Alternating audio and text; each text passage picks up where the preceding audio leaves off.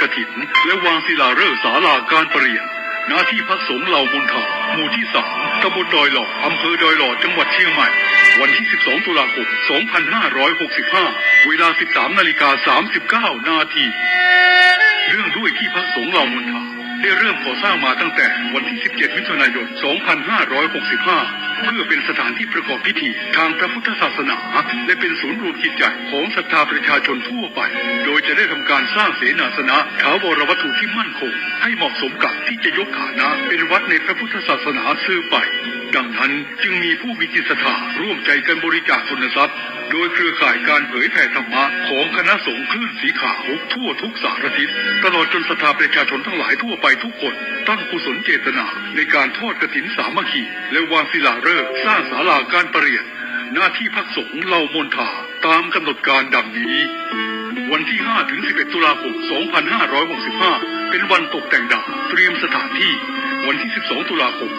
2565เป็นวันทอดกฐินและวางศิลาฤกษ์เวลา 8 นาฬิกาถึง 12 นาฬิกาเปิดโอกาสให้ศรัทธาประชาชนทำบุญตามอัธยาศัยและร่วมตอกไม้มงคลตามกุศลเจตนาเวลา 11 นาฬิกาถวายเพลพระสงฆ์และเลี้ยงอาหารประชาชนแบบโรงทานเวลา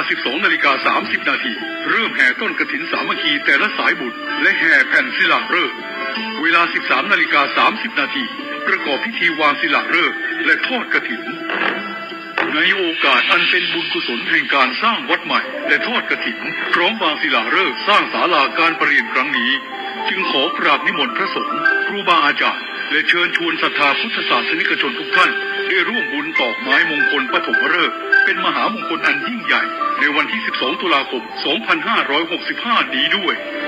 ขออำนาจคุณพระศรีรัตนตรัยและสิ่งศักดิ์สิทธิ์ทั้งหลายตลอดจนพระสยามเทวาธิราชด้วยอำนาจเดชเดชะเทวาอารักษ์รุกขเทวดาภูมิเทวะพระแม่ธรณีคุณพ่อคุณแม่จงแผ่ไพศาลด้วยบุญแห่งการให้ทานของท่านทั้งหลายจงเป็นพลวะปัจจัยส่งเสริมสนับสนุนให้เศรษฐีใจบุญนายคุณใจดีและผู้มาร่วมงานทุกท่าน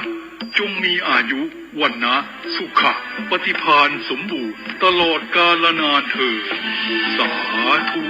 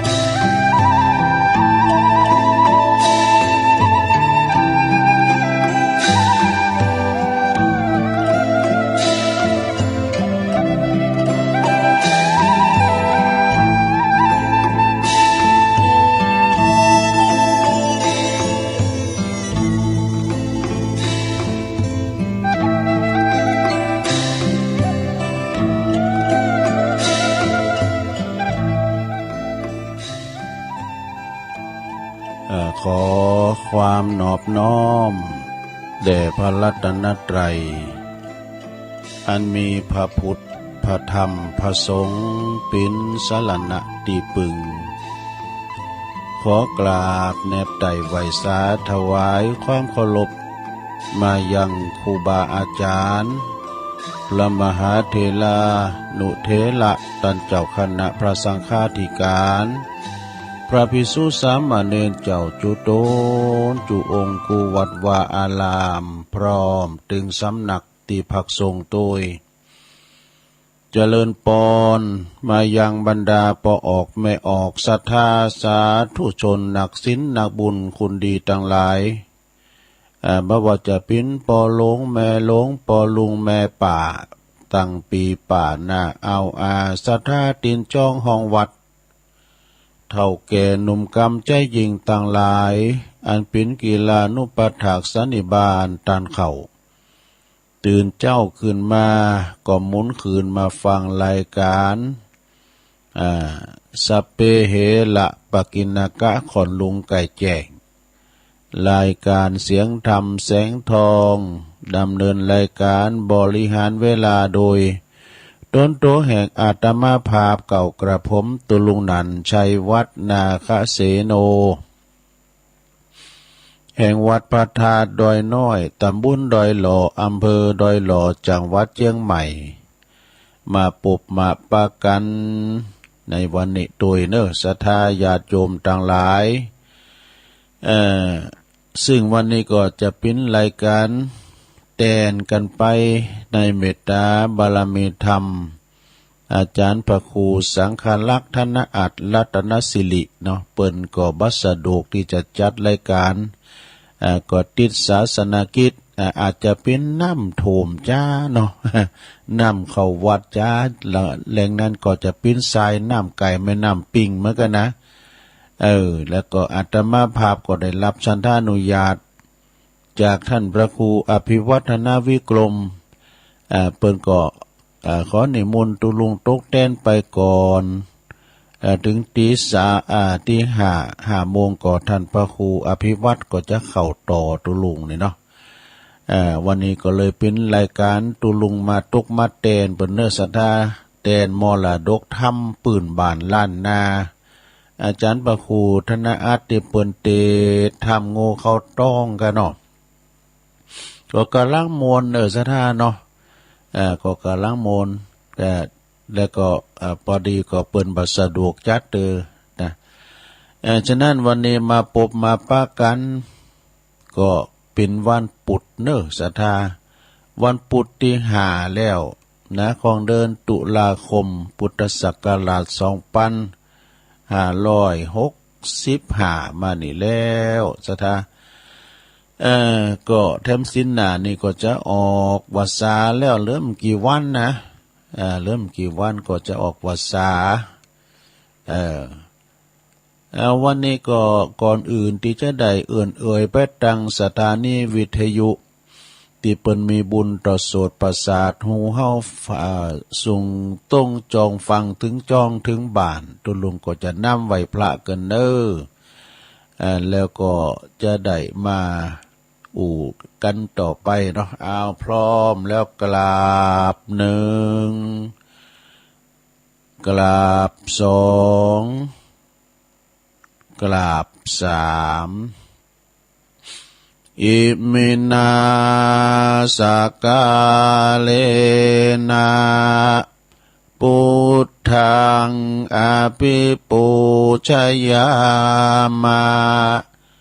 อิมินาสกาเลนะ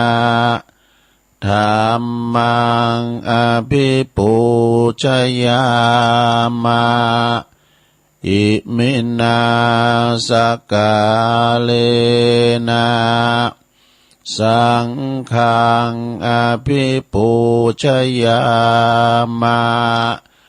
อะระหังสัมมาสัมพุทโธภะคะวาพุทธังภะคะวันตังอภิวาเทมิสวากขาโตภะคะวะตาธัมโมธัมมังนัมมัสสามิสุปฏิปันโนภะคะวะโตสาวกสังโฆสังฆังนะมามินะโมตัสสะภะคะวะโตอะระหะโตสัมมาสัมพุทธัสสะนะโมตัสสะภะคะวะโตอะระหะโตสัมมาสัมพุทธัสสะ นะโมตัสสะภะคะวะโตอะระหะโตสัมมาสัมพุทธัสสะอิติปิโสภะคะวะอะระหังสัมมาสัมพุทโธวิจจารณะสัมปันโนสุขโตโลกวิตู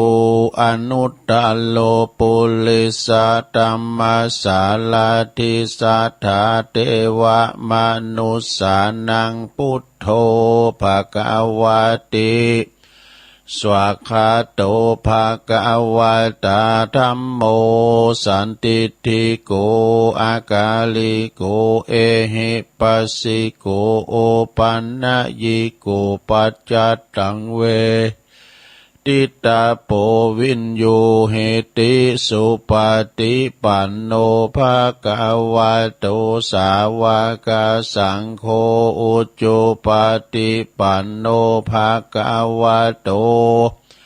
สาวกสังโฆยายาปฏิปันโนภะคะวะโตสาวกสังโฆสาเมจิปฏิปันโนภะคะวะโตสาวกสังโฆญาติตังจัตตาลิปุริสายุคาเนอัฏฐปุริสาปุคคลาเอสาภะคะวะโตสาวกสังโฆอาหุนายโยปาหุนายโยตักขินายโยอัญจลิกาลานิโยอนุตตลังปุญญเขตังโลกัสสติจะยันโตโพธิยามุเลสกายานังนันทิวัตโนเอวังตวังวิจัยโยโหหิจัยยสุจัยยมังคะเลอปัลลาจิตตปันลังเกสีเสปะตะวิปุคะเลอภิเสเกสัพพะพุทธานังอากาปะโตปะโมทติสุนักตังสุมังกลังสุปาปะตังสุหุติตังสุขันโนสุมุหุโตจะสุยิถังพระมจาริโสปะทาคินังกายกัมมังวาจากัมมังปะทาคินังปะทาคินังมโนกัมมังปณิทิเตปะทาคินาปะทาคินานิกาตวานะละพันตเถปะทาคิเนสัพพิติโยวิวัจจันตุสัพพะโลกวินาศตุมาเตภวัตวันตรายโยสุขิติกายุโกภวะอภิวาทนาสีลิสานิจังวุตตาปัจจายโนจัตตาโลธรรมาวัฏันติอายุวันโนสุขังปะลังเอาแล้วสัทธาญาติโยมต่างหลายตุลุงก็ปิ่นเก้าปิ่นโหนำสวดมนต์ไปฉบับของตุลุงเรียบร้อยไปแต่ปิ่นของอาจารย์พระครูสังฆาลักษณ์ธนอาจเนี่ยโอ้เปิ้นวายยาวแล้วนี่เนาะสัทธาปะละมี30ตัดของครูบาเจ้าศรีวิจัยนะติมอาตานะแต่ตุลุงเพราะไข่คองก็เลยเอาฉบับตุลุงเนี่ยเนาะสัทธาเนาะวันนี้มาพบมาปะกันแล้วศรัทธาญาติโยมทั้งหลายสวดมนต์ไปปิ้นเบื้องต้นก็ขอกุณพระติตไลรัตนะผ่านแผ่วพระแก้วเจ้าทั้ง3ประการจงดลบันดาลมาปกป้องคุ้มครองรักษายังเจ้าสมณะศรัทธาเนาะรักษายังวัดวาอารามคงแก้วทั้ง3ครูบาอาจารย์พระสงฆ์องค์สามเณรเจ้าอยู่กับวัดกับวาขอให้ได้งอกงามไพบูรณ์ ในพระศาสนาเนาะเป็นเนิ่นนาบุญศรัทธาได้มาสักการะบูชากราบไหว้แล้วก็ยึดเหนี่ยวจิตใจปอออกไม่ออกศรัทธาคุณเฒ่าคุณแก่เฮาก็เหมือนกันปอหลงไม่หลงเขาก็ขอมีสุขภาพพลานามัยสมบูรณ์แข็งแรงหน้าแดงแสงเหอกินข้าวลำกินน้ำลุงเน้อขอส่งกระแสจิตเป็นกำลังใจให้กับอีปออีแม่ที่เดินเหินไปไหนมาไหนบ้าได้ติดต่างติดเตงเนาะเอาวิทยุปิ้นกูปิ้นกีมเน้อฟังนำฟังทำไปศรัทธาเน้อแล้วก็ลูกหลานตันเต่าออกรถออกลากก่อนจะขับรถออกก็สตาร์ทในก่อนมีสติก่อนสตาร์ท เดินทางเขี่ยวขาดปลอดภัยทั้งขาไปและขากลับเนาะไปที่จะไปต่อธุรกิจการงานประสานอย่างต่างๆขอประสบผลสำเร็จเด้อนะขอประกาศจือสถานีวิทยุเนอในเครือข่ายที่เปิ้นรับสัญญาณรายการธรรมะจงเวลา 3:00 ถึง 5:00 นก็ขอขอบคุณสถานีวิทยุคลื่นพระพุทธศาสนาการศึกษาและวัฒนธรรมวัดฝายหินเด้อตำบลสุเทพอำเภอเมืองเชียงใหม่ FM 104.50 เมกะเฮิรตซ์โดยเมตตาบารมีธรรมอาจารย์ท่านพระครูสมุวิสุวัฒน์วรกิจโจองค์ขลงในเมืองก็ฟังกันได้แล้วเนาะขอบคุณสถานีวิทยุคณะสงฆ์อำเภอฝางตั้งอยู่ที่วัดพระบาทอุดมนำบ่อสาวาสำนักวิปัสสนา FM 100.25 เมกะเฮิรตซ์โดยเมตตาบารมีธรรมในพระเดชพระคุณหลวงปู่ท่านพระครูสุจิตานุรักษ์ด็อกเตอร์เจ้าคณะอำเภอฝางนะขอบคุณตุปีเจริญโชติธรรมโมแล้วก็ตุปีอมรเทพอุปสันโตวงเล็บอุเถินตุปีโจขอบคุณสถานีวิทยุแดนดินถิ่นล้านนานะตั้งอยู่ที่บ้านฮงงัวตำบลนำบ่อหลงอำเภอสันป่าตอง FM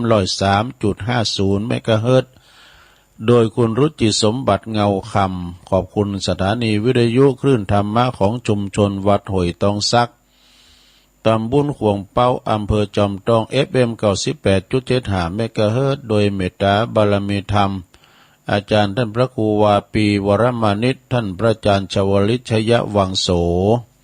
โซนไต่วันนี้ได้ฟังตั้งแต่เพลงมาละ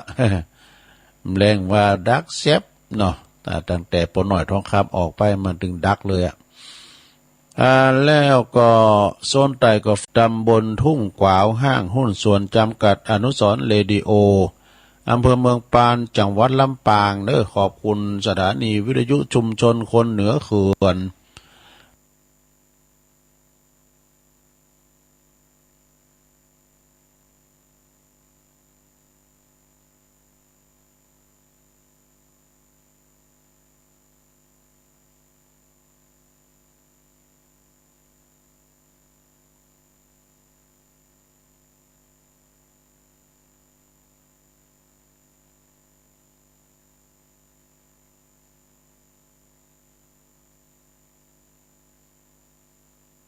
มีเปิ่นหมุนนี่ก็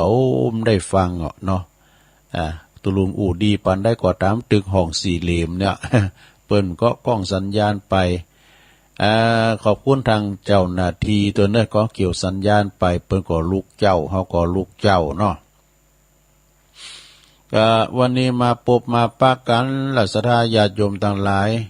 ตุลุงก็เตียวจากอันกุฏิมาที่ห้องส่งเหลียวพอแงนพอบุญเมืองฝ่าดาวขาวผึกคำนี้ท่านได้ย่างเตะแล้วเนอะสราเนาะสาขอคือมันย่างให้คำเนอะฝุ่นปินเจ้าปินนายอย่างน้อยก็ขอเดินให้ตื่นไปเนาะน้ำมันยอบย่างมันไปให้พองอีดูเปิ้นที่เปิ้นน้ำแจปินเดินเขตนายสราญาโยมโลก็ไม่ตามเนี่ยเนาะบางทีน้ำปลาก็โดนแต๊ดเนี่ยโอ้ก็ต้องรอนำจิตนำใจสถาเปิดมาต่างโฮงตานแจกน้ำแจกเข่าก้านะสถาญาโยมปิ้นตีนาหันอกหันใจเนออดเอาเนอลงเนอภัยที่อยู่ในลักษณะที่ตุลุงวานี่นะอดเอามันซ้ำซากปีไหนก็มีตื่นหนึ่งเนาะ ปีไหนก็มีตื่นปีนี้เข็นนักเก๋ไปกะโอ้ฝุ่นแต่ฝุ่นหวาปีเนี่ยเอาว่ามันได้มันถ้าย่างแล้วไอ้นี่มันย่างสักเตือนะต้องฟ้าเปลงลึ่งขึ้นโต๊กอยู่ แต่ เฮาอยู่บุญบกบุญนำนี่ก็หาดีนี่เนาะเปิ้นนากาบ้านเฮาเมืองเฮานี่ยังบ่อีนะมันโตโลกเหนือสะทาเฮาพอนะทะเลทรายยังมีน้ำสะทาเนาะบ้านเปิ้นเมืองเปิ้นหรือบ้านเฮากันนะไปยัง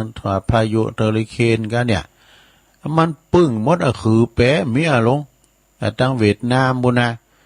พอนะปุถุพอขี้พอที่เปิ้นสูงมากนี่นะ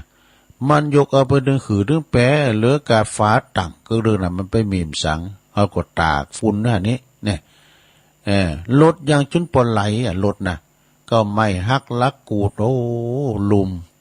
วาตะไผ่เนาะ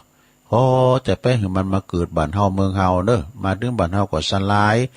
ตกปีนข้างข้าวไว้เด้อเนาะตกปีนหย่อมไว้สลายเขาก็ว่าเนาะกรมอุตุว่าจะมาทำลายลูกขอปอกันเถอะก็ยันได้ก็เป็นธรรมชาติเนาะธรรมชาติเป็นภัยธรรมชาตินะวันนี้มาพบมาปะกันสระญาติโยมได้รับมอบหมายจากอาจารย์พระครูอภิวัตนวิกรมได้ตกได้แทนอาจารย์ท่านพระครูสังฆรักษ์ธนอัตถ์รัตนสิริวัฒนาลิกาลามเปิ้นบัสดุจัดเตอร์เนอร์ภาวติศาสนกิจหรือว่าถาลาบแล้วแถวนั้นในมันต่างสายน้ำจะเป็นน้ำเข้าวัดเปิ้นจ้าอีกเนาะสถาใครที่เป็นแฟนรายการเปิ้นฟังโง่เขาต้องทำมรดกทำเปิ้นก็อดเอานะปุดหน้าเปิ้นก็มาแล้วก็ทรงนี่เปิ้นก็สอบนักธรรมไปนะอาจารย์พระครูก็อาจารย์พระครูอภิวัตนวิกรมก็บอกไลน์มาแถมแล้วเปิ้นบอกว่าแผ่วเมื่อแรงเมื่อได้ลงบ่าย 3:00 นแถมเนี่ยผมบ่ได้อยู่นะเพราะว่าผมจะต้องไปคุมสอบนะเพราะว่าสอบโทพระเทศนาญาโยมวันนี้ก็ขออภัยกับเจ้าปีในน้องสถาญาโยมดีแฟนรายการอุจาภาษาธรรมหรือว่าสนทนาธรรมวันปุดเนาะในเมตตาธรรมอาจารย์พระครูอภิวัตนวิกรมแล้วก็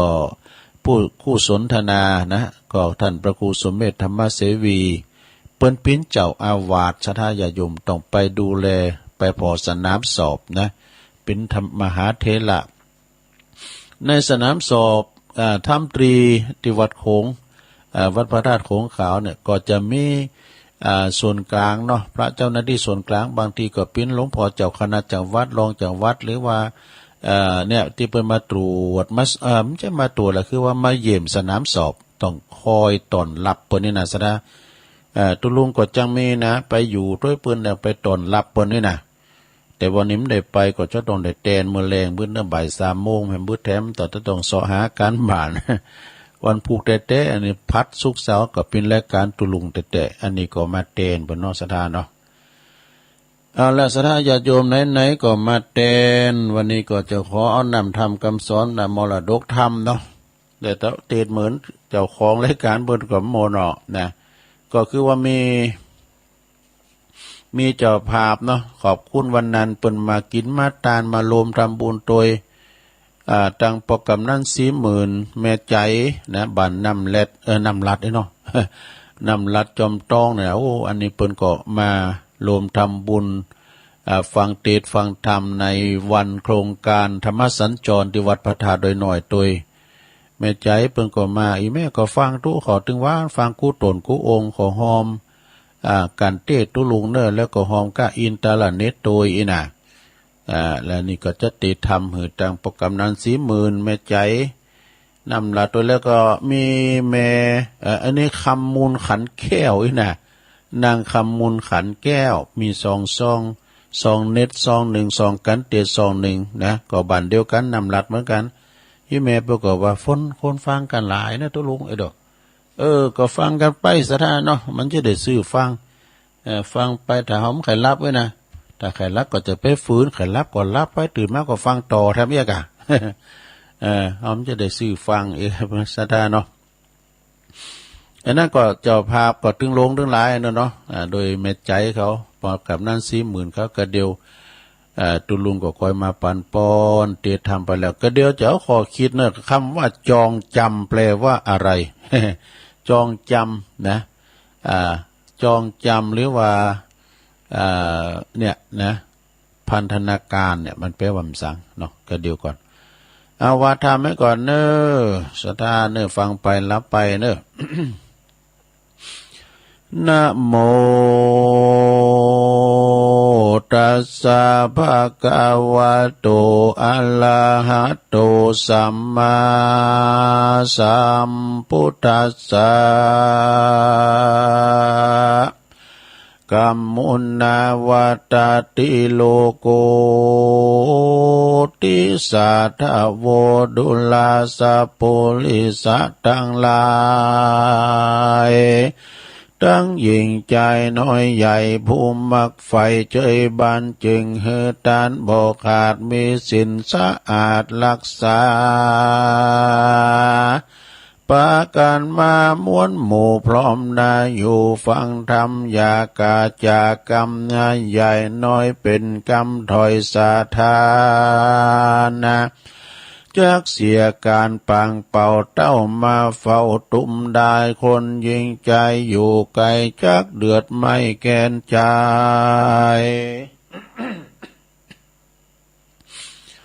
เราจักไขบอกกล่าวเฮลูกเก้าขี่ยาถึงการนาในโลกว่ามีสุขทุกโศกสูญกาลพ้องก็มาสุขอนันนาคำมาเจ้าว่าบ่โศกเศร้าเครื่องกีหลายและดีนั้นใสอยู่กับโลกใดนั้นมาคนยิ่งใจอยู่ไกลจักเดือดไม่แกนใจเราจักไขกาวาดังรู้ข่าวกะเก่ากียาว่าถึงการนาในโลกว่ามีสุขทุกโศกสูญกันพ้องสุขอนันนาข้ามเจ้าพองก่อทุกโศกเศร้าเครื่องขี่ไล่และดีนิสัยมีกับโลกใดนานมาว่าคนนาคนมีพยาจบจอดทุกก็บ่ตอดมาปานบ่ก็ได้เจยบานชื่นจอยคนพยาดอยปึกตันทุกงาปะวันบ่ขาดได้ไม่มาดเครื่องขี่กันว่าจักหนีพ้นจากต่างตุกยากสงสารเหือใดเจยบานนั้นใส่จักใดไปใดสันใดเราจะไขบอกกล่าวให้รู้ข่าวขียาบัดนี้แหละนาสัทธาอันว่าสัพพัญญูปาพุทธเจ้าได้เทศนาเล่าปัญหาเป็นคาถาว่ากรรมมุนาวัตติโลโกดังเนไขกล่าวที่เป็นหมายว่าสัตว์โลกดังหลายมวลหมู่ย่อมเป็นไปตามกรรมอยู่ภัยมันบ้องก่อมาสุขวันสุขคืนวันค่ำเจ้าบ่ได้โศกเศร้าเครื่องกะผาตานนามักไฟหรือใครใดอันใดก็มาสมใจกู้เจือดังไฟเอื้อใจไม้โลคาหลายพยาธิก็บ่มาปาดอินทรีลูกหลานเมใหญ่น้อยสอ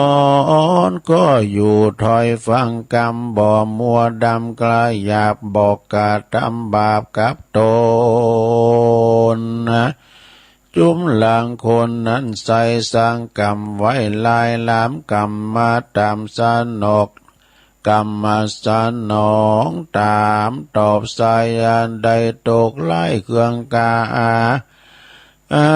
นาถายากไลหาเลี้ยงใส่ตามพานแอวขอตานเลี้ยงตองสู่ทุกโศกตองเครื่องขี เปียที่มีบ่ขารายาก็บ่อาจจักหายพ้องก่อมาตายแต่น้อยพ้องกองกากาดก้อยยำจะลาตามกรรมปามาตอบใส่เฮือใดไล่และดีสัตว์โลกีน้อยใหญ่ก็บ่เว้นใดตั้งตายย่อมจักวำวายมวยมั่งบ่อนหล่อข้างคนใดดาจักไตไว้หรือจ้าตามกรรมกล้าตัวยตาน กรรมเป็นพันธะเผาเจือบ่อได้ไฟเอื้อนำมากรรมนานั้นใส่จะเกิดใดมาเอาคือว่ากายาของเรานี้เป็นเก้าวาจีวาจาเล่าเป็นสองจิตใจปองเก่าเจียสามประการนี้ที่เป็นหมายกรรมต่างหลายน้อยมากย่อมมาจากเกตนาดังพระพุทธาที่ไวยเทศนาไว้โอวาทเป็นบทบาทคาถาว่าเจตนาหัง ว่าเจตนาหังภิกขเวกัมมังวัตตามิดังนี้ภิกขเวดุลาภิกขุทั้งหลายอันว่ากรรมนั้นหมายกล่าวว่าแก่คือหากมาได้แก่การกระทำบุญละและบาปกรรมนั้นใส่ จักสำเร็จใดด้วยใจกรรมจักนำไปเป็นเหตุเข้าสู่เขตในสถานที่นั่นแหละนาดังนั้นคนนั้นหนุ่มเราใจบ่เศร้าเจยบานใดเฮือตานบ่ขาดมีสินสะอาดหักษา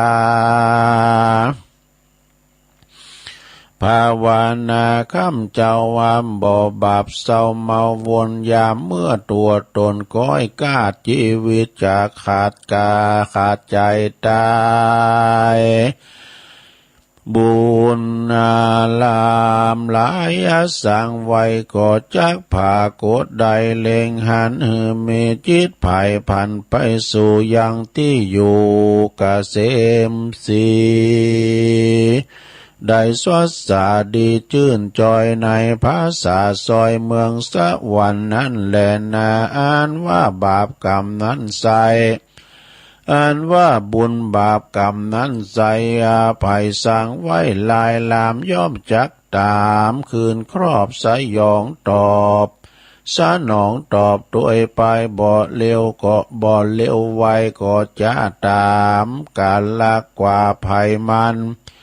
จากตัวยตันตอบสายเฮือใดไล่แหละดีกันคนบุญมีนั่นแล้วตุกคำเจ้าเจยบานนะกันละว่าสร้างบาปหานั้นโสดย่อมมีโทษเลืองลายย่อมมีตุกโทษเครื่องกาจุมสัตตามนหมู่อันนั่งอยู่ฟังธรรมอยากกาทำกรรมตั้งบาปจุงมันหาบทางดีสินธรรมมีอย่าได้ขาดอย่าได้พัมมาดลาสากันมอลานามวยมากจากโลกกว้างเมืองคนย่อมเอาว่าตนไปเกิดที่ผาเสดเกษมใจดังพาทานาในคือตอยบอกกากาดก้อยไกลกลาขอสัทธามนหมู่จุงได้อยู่เจยบานโรคาหารพยาธิอย่าได้มาปาดอินทรีอายุเมเตียงเต้าวันนะเล่าโสภาอย่าได้ไกลกา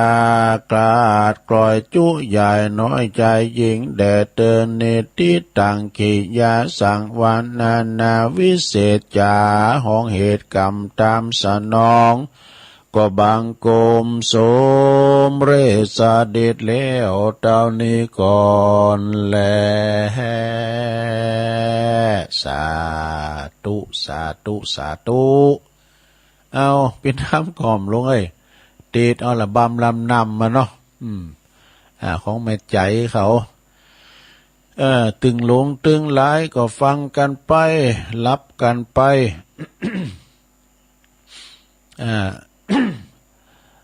ก่อนอื่นนั้นก็เอาปอนธรรมไว้ก่อนเนาะแล้วตุลุงก็จะมีคติธรรมคำว่าจองจำแปลว่าอะไรนะเอาปอนกับโปรแกรมนั้น40,000เข้ากันเนอะตึงหลงตึงหลายเนอะแม่เพนขาวเตี้ยลืมไปหยาดน้ำเนอะอิจิตังปฏิตังตุมหังคิปะเมวัสมิจตุสเปปุเรนตุสังกปาจันโทปนรสโสยะถามณิโชติรสโสยะถาโสยาติธัมโมจะอายังนิทัสสิโตเปตานะปูจาจักตาอุลาลาภรัญจะภิกขุนามะนุปาตินังตุมเหหิปุญญังปสุตังอนาปกันติ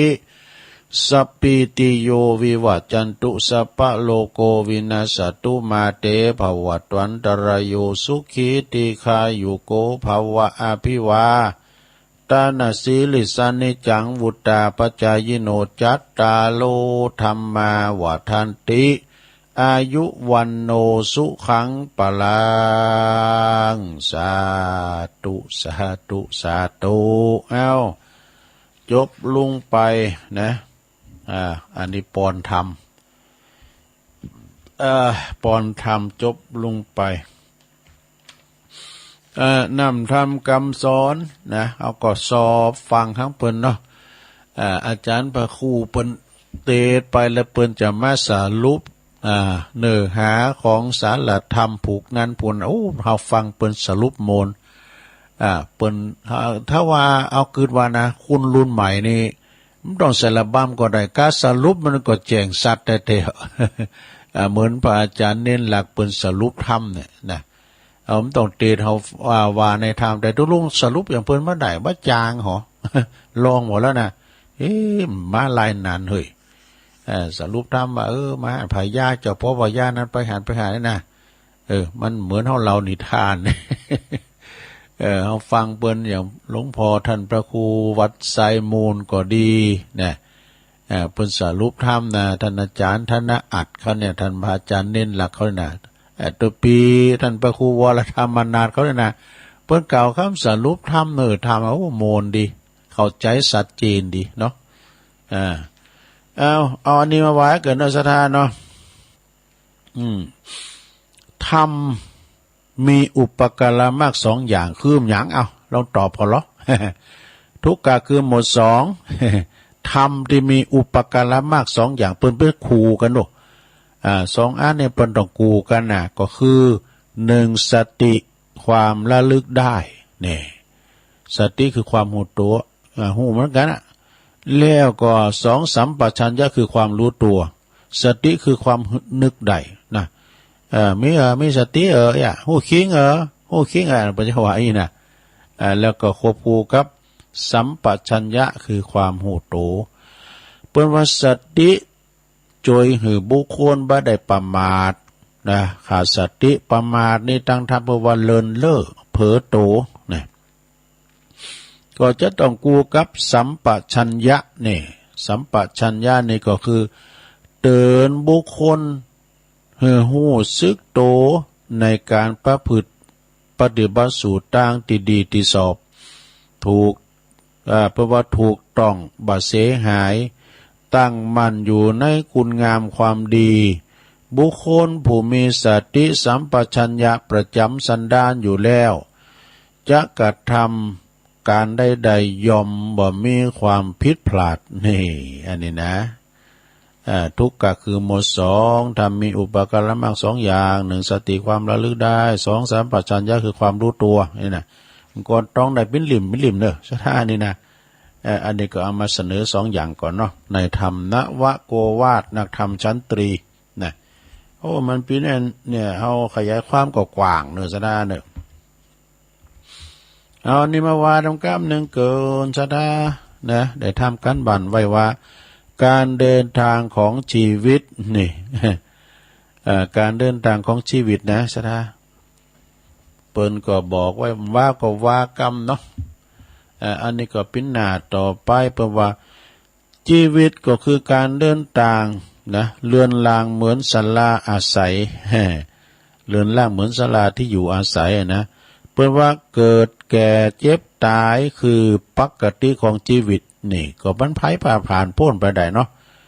ว่าสัตว์สิ่งหิ่งห้อยก็เหมือนกันหมดในโลกนี่นะวัฏสงสารมันก็จะมีโลกของเปิ้นเกิดแก่เจ็บตายแล้วก็มันก็อายุเป้งเดียวกันเปิ้นว่าอายุมันเป้งเดียวกันยุ่งเนี่ยตามเปิ้นว่านะมีอายุ7 วันนะ ยุ่งนี่นะถ้าว่า7 วันก็ว่ามึนเสียงเดียวนี่นะแต่ว่าคุณเฮามึนแล้วนั่นเกิดแก่เจ็บตายนี่คือปกติของชีวิตอุดมการณ์ของชีวิตก็คือว่าเฮาเกิดมาทำไมวะอุดมการณ์ของชีวิตคือวันตายบัดใจวันสุดท้ายของชีวิตเน้อคำถามของชีวิตก็คือเฮาเกิดมาเย่หยังนี่นะจากการเกิดมาในชาติหนึ่งเนี่ยนี่เฮาบ่ได้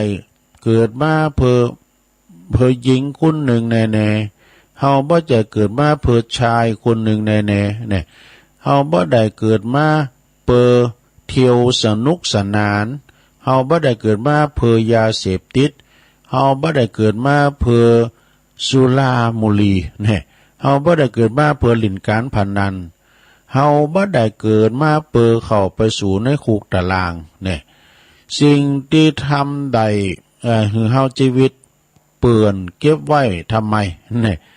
บาปความชั่วทุกชนิดนะล้วนทำให้ชีวิตเฮาเปื่อนทั้งนั้นสิ่งเพิ่มค่าชีวิตบัดใจเผ็ดนินจินดามอย่างสักอย่างแหละแต่มันคือบุญแล้วก็ความดีนี่ศรัทธาญาติโยมทั้งหลายแล้วก็เหตุไรเฮาจึงบัดสั่งสมบุญคุณงามความดีกุศลธรรมะ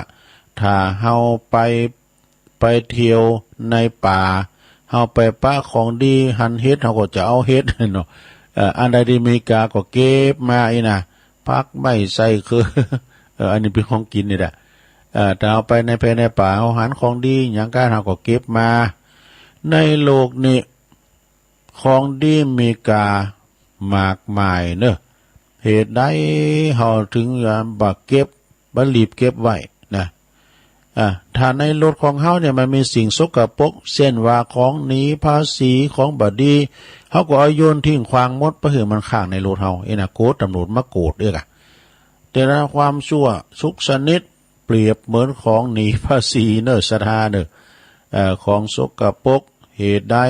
เฮาจึงมาเสียดายกับความชั่วยังบ่รีบโยนทิ้งไปนะแล้วก็ความดีในก็ดุจ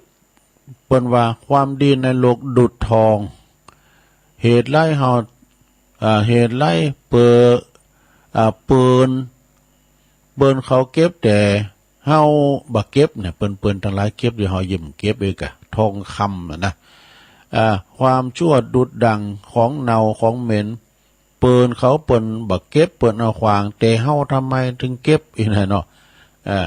โลกนี้ก็เปรียบเหมือนโรงละครเนี่ยชีวิตเหมือนโรงละครโรงใหญ่ทุกคนต่างมีบทบาทเหมือนกันทั้งนั้นมันกำกับเวทีคนเดียว กำกับชีวิตคนเดียวพอจบละครทุกคนก็ต้องลาจรจากไปนี่ว่าความดีเป็นอนุสาวรีย์ของชีวิตรีบสร้างแต่ความดีเป็นอนุสาวรีย์ของชีวิตก่อนที่เขาจะล่มหายแต่จากไปจากโลกนี้ไปนี่จะได้จบลงไปนะเอาตะอีให้ก่อน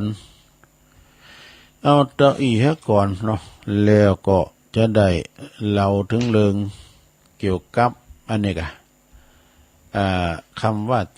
จองจำ พระพิจารณาลองฟังก่อนนะสดาเด้อจองจำนี่เป็นอย่างไรลองฟังก่อนนะปิ้นตัวจุ๋ยเนื้อสดาเนี่ยเดี๋ยวมาปักกันเนาะไปวัดไปว่าไปไหนไปธนาคารหำใส่แมสในเปิ้นมือเข่านะไปไหนก็ตามเด้อ เนาะใส่แมสเด้อด้วยความไม่ประมาทกาดอย่าตกเนาะเอาหลังจากนี้ตุลุงก็มีนิทานเนาะประกอบกับรายการตุลุงสัพเปเหระปกิณกะขอนลุงกระแจงนะก็เอามาคำว่าเรือนจำนั้นแปลว่าอะไรนี่เฮือนจำนี่แปลว่าอย่างหลงนะเฮือนจำก็คือคอกนะคอกที่เฮาทำพิษเฮาก็ไปติดคอกติดขังเป็นธรรมดาเด้ออันนี้ตารางดวงใจคอกหรือว่าเรือนจำนี่ก็มีเรื่องจะได้ลองเล่าฟังยาวพอในลงเด้อนะยาวพอดำเนินตามคัมภีร์ธรรมบทว่าเมื่อพระบรมศาสดาเปิ้นประทับอยู่เชตวันทรงประหลบเรือนจำนี่ตรัสพระคาถาว่าหน้าตังทันละหังปินตุนซึ่งแปลว่ากิเลสตัณหาเป็นเครื่องจองจำนี่เปิ้นก็บอกว่าอันมีพลังยิ่งกว่าเครื่องจองจำได้ใดดังนี้เรื่องมีอยู่ว่าเจ้าวันหนึ่งเนี่ยพระภิกษุสงฆ์เจ้าประมาณ30 ตนไปเข้าไปปีนที่บาทนะแล้วก็ในเมืองสาวัตถีผ่านไปถึงหน้าเรือนจำเปิ้นก็พอทะลุไปหันพวกนักโทษนะที่เปิ้นจำนวนมากที่อยู่ในคอกในขังในเรือนจำนะถูกจ้องจำโดยคือฆ่าโสตรวนนะแสนแต่ทรมานเนอะเมื่อกลับมาถึงวัดก็ทำภัตกิจแล้วพระภิกษุสงฆ์ทั้งหลายก็เข้าไปถวายอภิวาทพระบรมศาสดานะไปเข้าเฝ้าพระพุทธเจ้าแล้วก็กราบทูลถามว่าเครื่องจองจำเนี่ยมันมีพลังเนื้อเครื่องจองจำโสเป็นต้นมีโสเป็นต้นมีอยู่หรือพระเจ้าค่ะเนี่ยเขาถามนะพระภิกษุถามพระพุทธเจ้าพระภิกษุทั้งหลายนะพระพุทธเจ้าก็ตอบว่าดูก่อนภิกษุทั้งหลายเครื่องจองจำมีโสตรวนคือค่าเป็นต้นถ้าถ้าป้นโตดแล้วนะถ้าเฮาป้นโตดจากคอขังแล้วก็จะได้อิสระแล้วก็พวกเจ้าราชบุรุษก็จะแก่จะแก่เครื่องตวนเครื่องโสตรวนออกคือเหล่านั้นออกไปหมดนะเฮาตรวจนะเราตถาคตจึงถือว่าเครื่องจองจำเหล่านั้นบ่มีพลังสักตัวใดเนี่ยเวลาเฮาป้นตดเปิ้นก็แก่ออกให้นะส่วนว่าอาสวะกิเลสน้อยใหญ่นะตัณหาใหญ่ทั้ง3นะมีสังโยชน์10เหล่านี้คือพลังเป็น100 เต่ามีพลังเป็น100 เต่านะมีพลังถึง100 เต่าปันเต่าแสนเต่าก็มีว่ะนะเป็นเครื่องจองจำลัดลึงตัวสัตว์น้อยใหญ่อยู่ในอำนาจตลอดเวลาเนี่ยคือเครื่องจองจำหัวใจเขาคือกิเลสนะพระสดานะเอาจะไปเอานะจะไปแปะเปิ้นเถอะนะมันจะตั้งเขามันแบบป้อนายนะใจกิเลสมันดึงโจไปเด้อแปะเถอะเอามาก่อน เอามาก่อนจึงทำให้เกิดภพเกิดจาดเกิดภพจาดบ่ฮู้จักสิ้นสุดเครื่องจองจำตีปินวัตถุคนอื่นแก่ออกก็ได้นะส่วนเครื่องจองจำมีกิเลสนี่เป็นตัวเนาะโลภความโลภโกรธหลงนี่นะตัณหา3 เงาเนี่ยกิเลสเนี่ยเป็นตัวก็บ่มีไผแก่ออกได้เนอะต้องอาศัยตนเองนะข่มกิเลสไว้ในลงเนอะมันมีก็เมาจะมันเด้อนะมันมีก็เมาเป็นการแก่ตัวโดยตนเองส่วนว่าลูกกะแจหรือว่าเครื่องมือที่จะแก่ต้องใจยังพองเครื่องมือที่จะใจแก่นะเป็นกะแจเป็นลูกกะแจเปิดว่ามีอาทิศีลสิกขาอาทิจิตตสิกขาอาทิปัญญาสิกขานะจึงจะแก่ได้เอานี่มาแก่เนาะเครื่องผูกเหล่านี้นะถ้ามีหนักก็หือโตดหนักถ้ามีน้อยก็หือโตดหน่อยเป็นสิ่งที่นำไปสู่อบายภูมิถ่ายเดียวนี่นะสดานะ แต่ถ้าว่าสลัดเคืองผูกมัดเหล่านี้ออกได้ก็ต้องถึงสุกป้นจากตุกแน่นอนทั้งมวลนะจึงตรัสนิทานพระเจ้าเรานิทานเนี่ยพระพุทธเจ้าพระเจ้าเรานิทานเนี่ยพระภิกษุทั้งหลายฟังจึงตรัสนิทานในอดีตการหลังจากคือเป็นคาถาว่าอาติเตปาลานาสียังพรหมจักพรหมตัตเตในอดีตการลวงแล้วมานานเมินแล้วนะพระเจ้าพรหมตัตนะเปิ้นเสวยราชปินพระราชาอยู่ในเมืองปาลาณสีครั้งนั้นพระโพธิสัตว์เจ้าก็ได้มาเกิดเป็นตระกูลคุณยากจนนะยากจนคนแค้นอยู่ในตระกูลหนึ่งเนี่ยยึดอาชีพหับจ้างยึดอาชีพหับจ้างมาเลี้ยงบิดามารดาวะปอแม่มาเลี้ยงแม่หับจ้างอ่างใบไปหมดคืนเก้าชื่นน้ำใหญ่กะหับจ้างมัดหอมกะหับจ้างนะสัปปะนาเปิ้นมาจ้างก็ไปนี่นะต่อมาบิดาก็คือปอบิดานี่เป็นปอนะลงเด้อมารดานี่เป็นแม่นะต่อมาบิดานี่ปอเพิ่นตายจากไปวะนะโอ้ก็ได้ทำหน้าที่เลี้ยงมารดาเลี้ยงแม่มาเลยเลี้ยงแม่มาเลยบรรดามารดาก็กล่าวว่างานลูกนี่มีหนักลำไปมีหนักนาป้าป่านจะยื้อเดเนี่ยว่างานบ้านก็นักต่องานสวาหากินก็หลายมีแต่เจ้าคนเดียวเนอที่ได้ทำนะแม่จึงไปนำเอาสาวเอาแม่ยิงมาในสกุลหนึ่งมาเป็นภริยานี่แม่เป็นซอเมหือลูกปะน่ะ บ่มื่นบ่นานต่อได้ปากฏว่าแม่เป็นก็ได้เสียชีวิตจากไปแต่คนหนึ่งน่ะโพธิสัตว์เจ้าจึงกล่าวกับภรรยานะว่าเจ้าจงอย่างอี้ดีกว่าเนื้อสูงหอตกลุงไว้ก่อนเจ้าจงหาหลับจ้างกินไปตานไปเตอเนอโดยลำพังเตอเนอส่วนว่าเฮาเนี่ยจะออกไปโบสถ์ไปแล้วภรรยาก็กล่าวว่าไปเดือดีก้าบัดเดี๋ยวนี้ฉันกำลังตั้งครรภ์แล้วนะน่ะโอ้กำลังตั้งครรภ์ม่านลูกแล้วนะปล่อยลูกเกิดแล้วเนาะพอหน้าพอตาลูกก็ไปโบสถ์เนาะสู้เนาะน่ะเมื่ออันคลอดออกมาแล้วเมื่อเกิดออกมาแล้วแม่มันก็บอกว่าสู้ปล่อยลูกเฮายางเฮาเตียวปล่อยมันหย่านุ่มกันเนาะเลยหั่งไว้ติ๊กๆนะเอาหั่งไว้ติ๊กๆเปิดลูกหย่านุ่มแล้วปล่อยลูกเดินก่อนเนาะแล้วให้ลูกเดินเตียวไปเตียวมาก่อนเนาะแล้วก็จึงออกไปโบสถ์บัดนานต่อใดขั้นที่สองโอ้มีลูกทำคุณนึงแล้วเนี่ยนอกมาจะออกมาทำคุณนั่นแล้วก็กล่าวว่าทำนองเดียวกันเนาะพระโพธิสัตว์เจ้าจึงเกิดว่าอย่างนี่ในมันบ่มีที่สิ้นสุดเด้อนะจึงตัดสินใจจากบ้านจากเฮือนไปหนีเข้าไปในเวลากลางคืนด้วยว่ะไว้แต่นี้ออกบทเวลากลางคืนปรากฏว่าเปิ้นก่อนนึกว่าขโมยเนาะจึงถูกนายทวารก็คือนายประตูมันประตูมันเกิดอยู่ประตูรู้มันหันโพธิสัตว์เจ้าเตียวมาอันนี้มันผู้ร้ายแล้วมันออกล่ามคืนมันมาซ้อนลักเล็กขโมยน้อยแล้วนี่นายประตูก็จับขังไว้เลยนี่ยับไว้แล้ว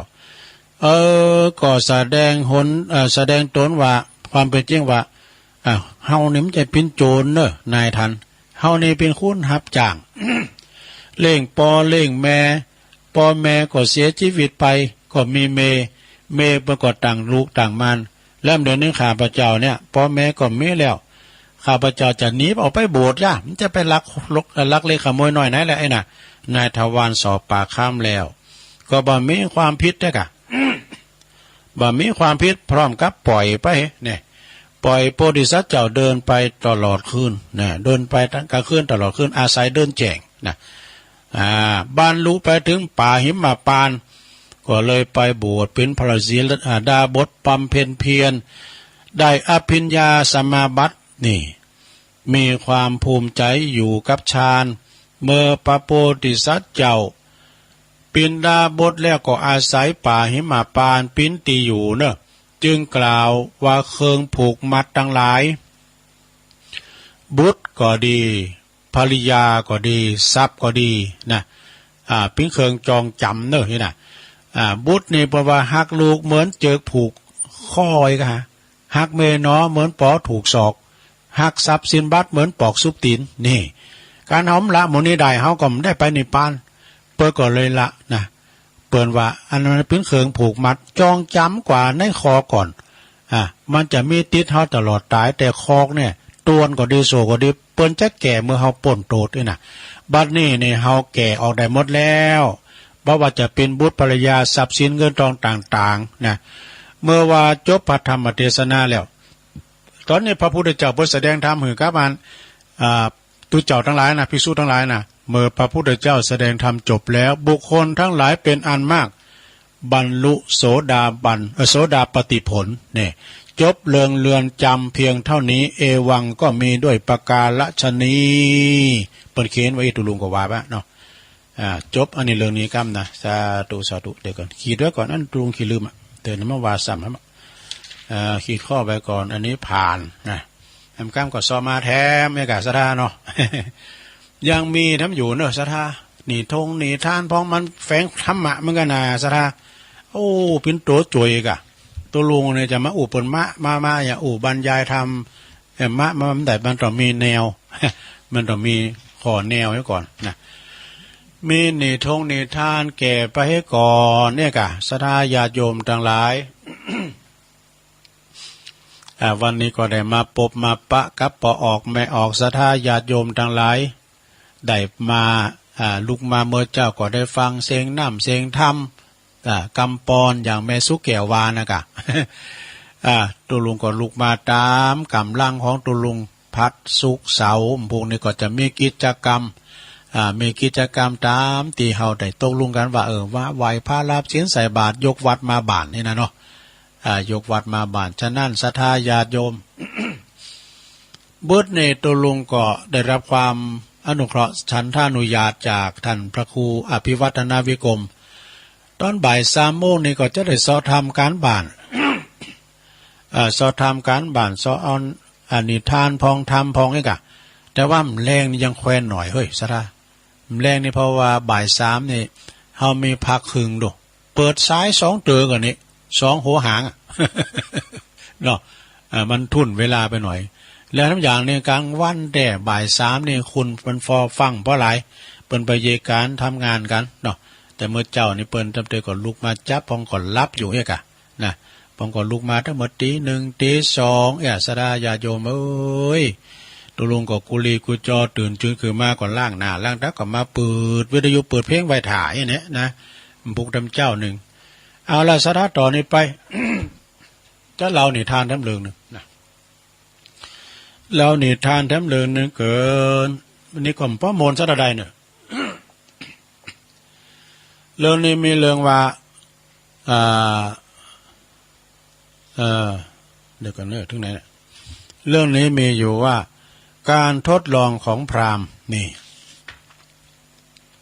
ก่อมป้อยาวและก่อมป้อมนสัตว์ใดมีอย่างอี้ในหลวงเนี่ยนิทานเรื่องนี้มีชื่อเรื่องว่าศีลวิมังสชาดกเปิ้นจะมาเปรียบเทียบว่าศีลศีลกับอันเนี้ยมันอันใดมันศีลกับชาติตระกูลนะอันใดจะสำคัญอันใดจะมีความสำคัญกว่ากันนี่นะณเชตวันมหาวิหารพระพุทธเจ้าหันพราหมณ์ผู้หนึ่งทดลองว่าศีลกับชาติตระกูลสิ่งไหนที่คุณจะนับถือมากกว่าพระพุทธเจ้าก็จึงเล่าชาดกเรื่องนี้ให้ฟังมีใจความว่าอย่างอี้นะลงเนอะ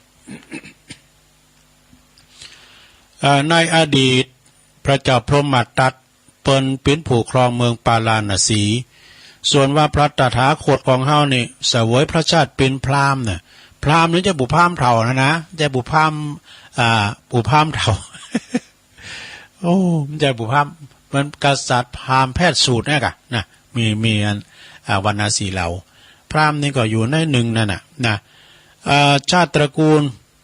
เป็นพราหมณ์นะพระพุทธเจ้าของเฮาในเสวยพระชาติเป็นพราหมณ์นะครั้นเจริญลอยขึ้นใหญ่มาจึงไปเป็นอุปราชก็ขึ้นเนื้อมาได้หน่อยนึงนะอุปราชมี เจ้าเมืองหือความเคารพนับถือเป็นอันมากเนอะนะมีวันหนึ่งพราหมณ์ผู้นี้นะหรือว่าอันอุปราชเนี่ยนะปุโรหิตโอสุมาเด้อปุโรหิตเริ่มจะอุปราชเพิ่นก็ได้เป็นปุโรหิตที่เจ้าบ้านเจ้าเมืองเคารพนับถือทำทานหนึ่ง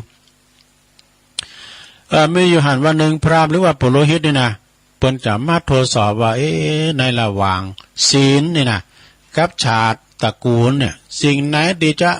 มีคนเคารพนับถือกว่ากันนี่นะเพิ่นก็เลยลองทดสอบกะจึงทำการทดลองโดยการเดินไปหยิบเอาทรัพย์สินในท้องพระคลังมาหนึ่งกำมือแหลกในไผ่ก่อมทักท่งว่าพอถือว่าเป็นปุโรหิตาจารย์เนี่ยเนาะเป็นยศสูงละตระกูลสูงยศสูงอันหลายข้างเข้าไปกะไปถึงก็ยิบเอาของท้องพระคลังเปิ้นหันกันหลายคู่เนาะเข้าไปก็ปุโรหิตาก็ถูกจับเนี่ยถูกราชบุตรถูกพระราชาถูกเปิ้นจับได้แล้วก็เอาไปให้พระราชาลงโทษนะระหว่างนั้นเปิ้นก็แห่ประจานกะแห่ปุโรหิตาจารย์นั่นน่ะแห่ประจานไปในบ้านในเมืองต่างหลายมีความอับอายนะเปิ้นก็ไปเข้าไปหันสามแยกไปหันปอมองงู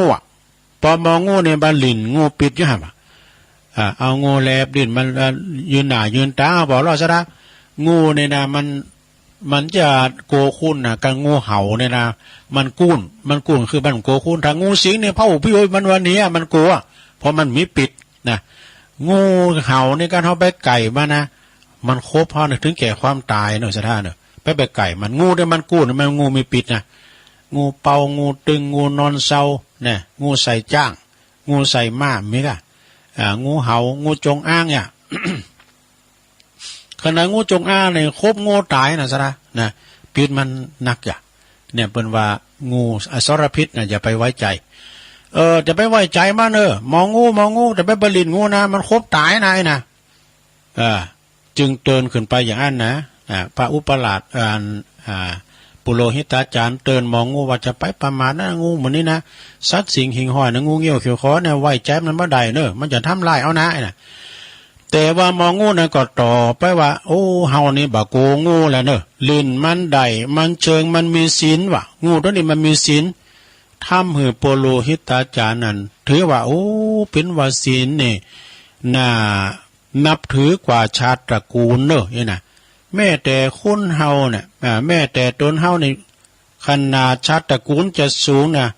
ก็ยังถูกทำโทษเพราะความผิดนะส่วนงูนั้นบ่มีชาติตระกูลนั้นก็หยาบจ้าแต่หากมันเป็นผู้ที่มีศีลคุณก็ยังสักเสริญเยินยอนะหลังจากนั้นพระราชาหลังจากป้นอาทยาแล้วเนาะก็จึงไปออกโบสถ์เป็นพระฤาษีทำแล้วจุนศีลอายุไขว่ะเลยนี่ก็จบลงไปซะแล้วพระมนต์เจ้าใดๆนะ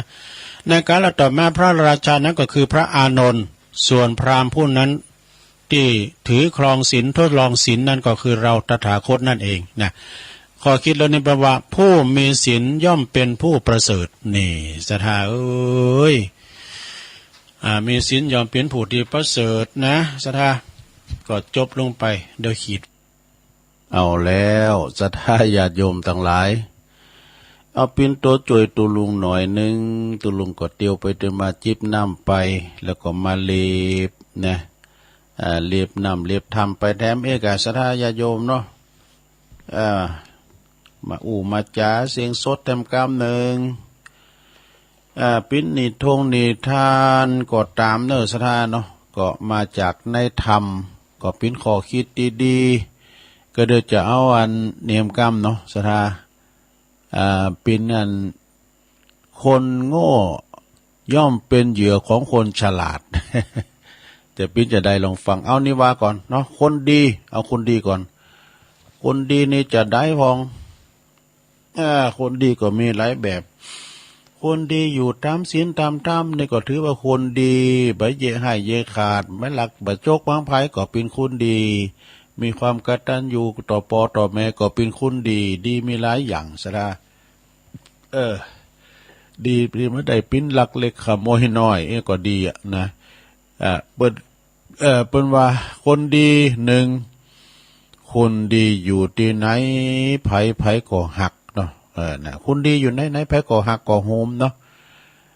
ตรงกันข้ามพระคุณบัดนี้นี่ใครอยู่ห่างไกลเป็นคุณพาลนี่นะถึงใครอยู่ไกลเนี่ย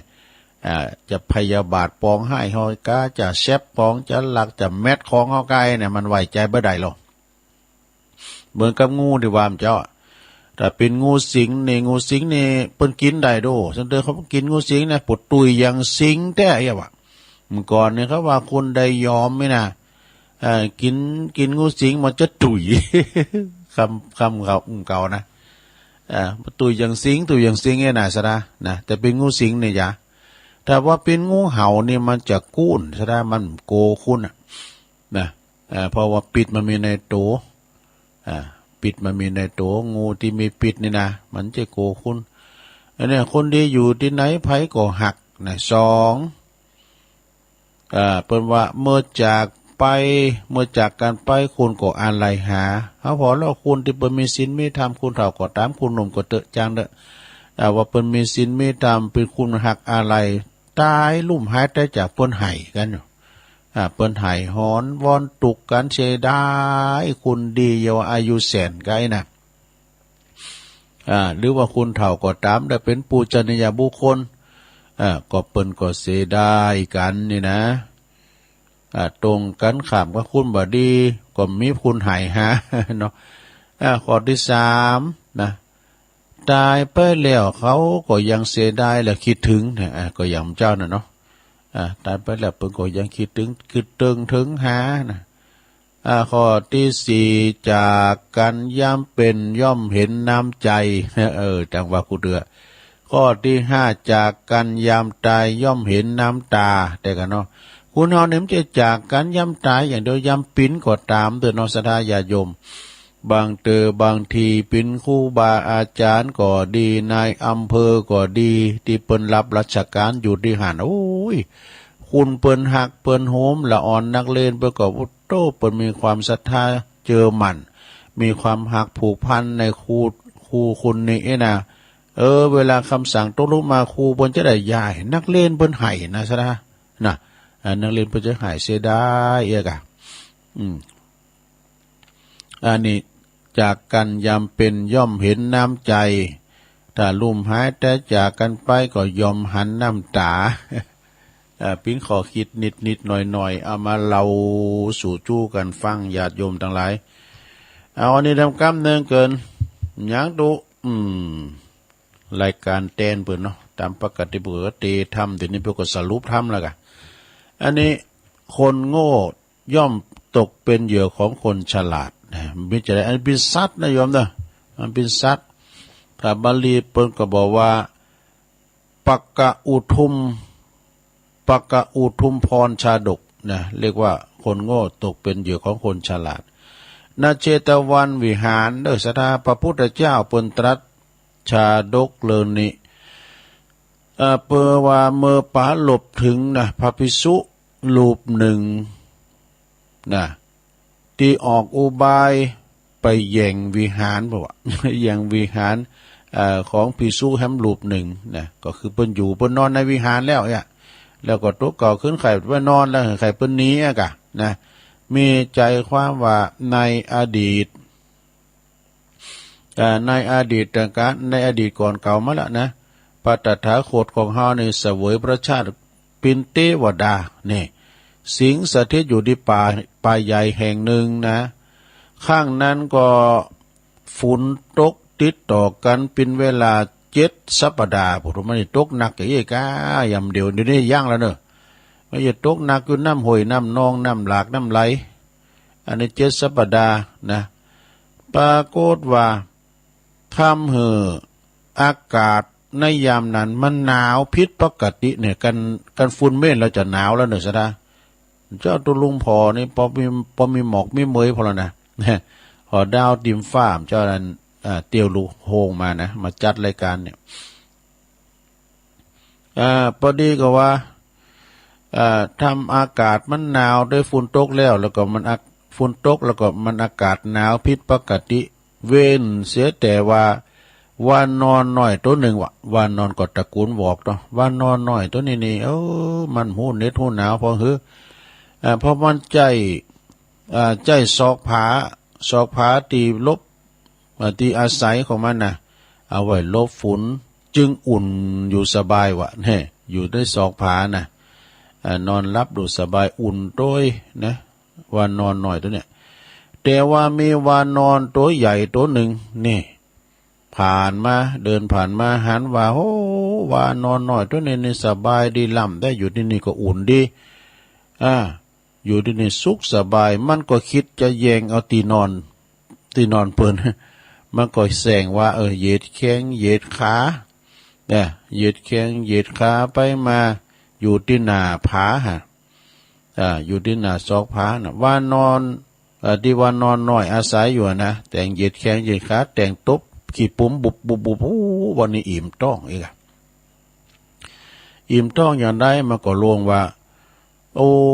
ยลุงนี่นะเนาะเป็นภาษาพุ่นนะก็กำลังไปกิน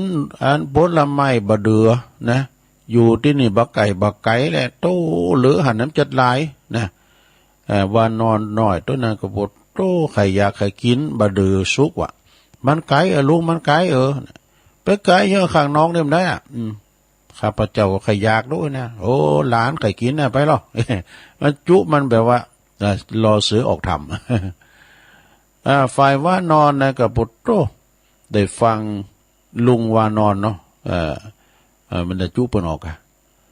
ได้ยินอย่างก็ดีอกดีใจกระโดดโลดเต้นวะนะลุกจากที่อยู่ไปก็ไปหาต้นมะเดื่อไปหาที่ไหนก็บ่ปะบ่เจอนั่นจึงกลับมาแล้วก็มาที่ซอกผาแล้วก็เลยหันว่าโอ้วานนอนใหญ่ยึดตีตัวเก่าเสียแล้วอันนี้หูตันเกมวานอนตัวใหญ่เปิ่นจุตัวเก่าออกจากดีมได้วะ เต้นเกมเปิ่น วานอนน้อยก็เลยเสียที่อยู่เลยไปซอดที่อยู่เฮ็ดที่ใหม่นั่น ในการละต่อมาวานอนน้อยต้นนั้นก็คือพระภิกษุอยู่ในวิหารน่ะส่วนว่านอนใหญ่นั่นก็คือภิกษุที่ขี้โกงไปโกงเอาที่นอนเปิ้นในวิหารส่วนว่าผู้ที่หันเหตุการณ์นะก็คือเทวดาเนาะก็คือองค์พระตถาคตนั่นเองนะก็คิดสอนใจเรื่องนี้เปิ้นก็บอกว่าบ่ควร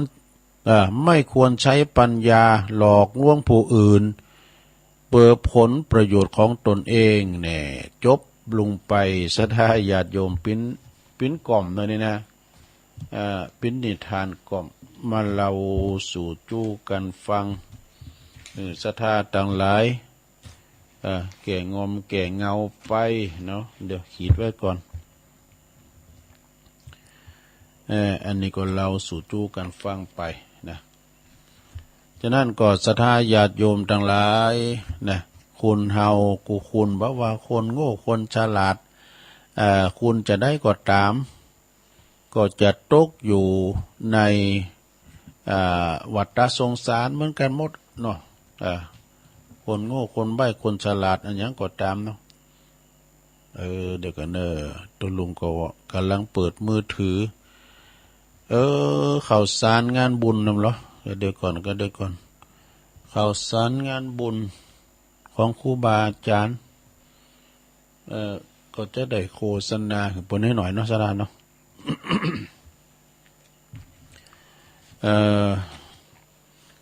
ก็ป้อหลายละมันก็มีอยู่พองนะ ผมได้เลงได้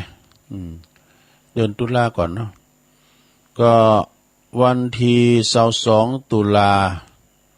ก็งานบุญกฐินที่วัดม่อนห้วยแก้วเนอะอาจารย์สมหวังเพิ่นก็สร้างเมนเหมือนกันนะที่วัดม่อนห้วยแก้วท่านพระครูกัลยาณปราโมทย์ก็วันที่22ตุลาเนอะที่วัดม่อนห้วยแก้วสุสานเปิ้นจูวัดซะได้มันก็ง่ายวัดเปิ้นก็กว้างตุยอย่างวัดมอนฤาษีก็ดีวัดมอนห้วยแก้วนี่เปิ้นอยู่แฟกันมีป ป่าไม้แมกไม้ผานาพันธุ์มีป่ามีหยังมีสระน้ำนี่ได้เนาะแล้วก็วัดพระบาทอุดมนี่ก็อัน6 พฤศจิกาเนาะ6 พฤศจิกาพระบาทอุดมนะจดว่าเนี่ยแล้วนะบอกทราบว่าก็บุญกฐินนะบุญกฐินเหมือนกัน23 ตุลาก็งานบุญกฐินที่วัดผาเงือพระนารามเนอะตำบลนครเจดีย์เปิ้นสร้างโบสถ์เนอะครูบาลานะแปลงกุฏิโดยโทวัดเปิ้นใหญ่งามกำแพงก็กว้างนะครูบาลาเนาะท่านปาฏิการธงชัยวรธรรมโมโปรแกรมนั้นสินชัยปาน้อยครับบุญนะปลงงัดเขานะสุพัฒน์ชายน้อยเนาะงานที่สำคัญวันนี้ก็คือว่าวันที่30ในสัปดาห์ตุลานี่ก็งานมหา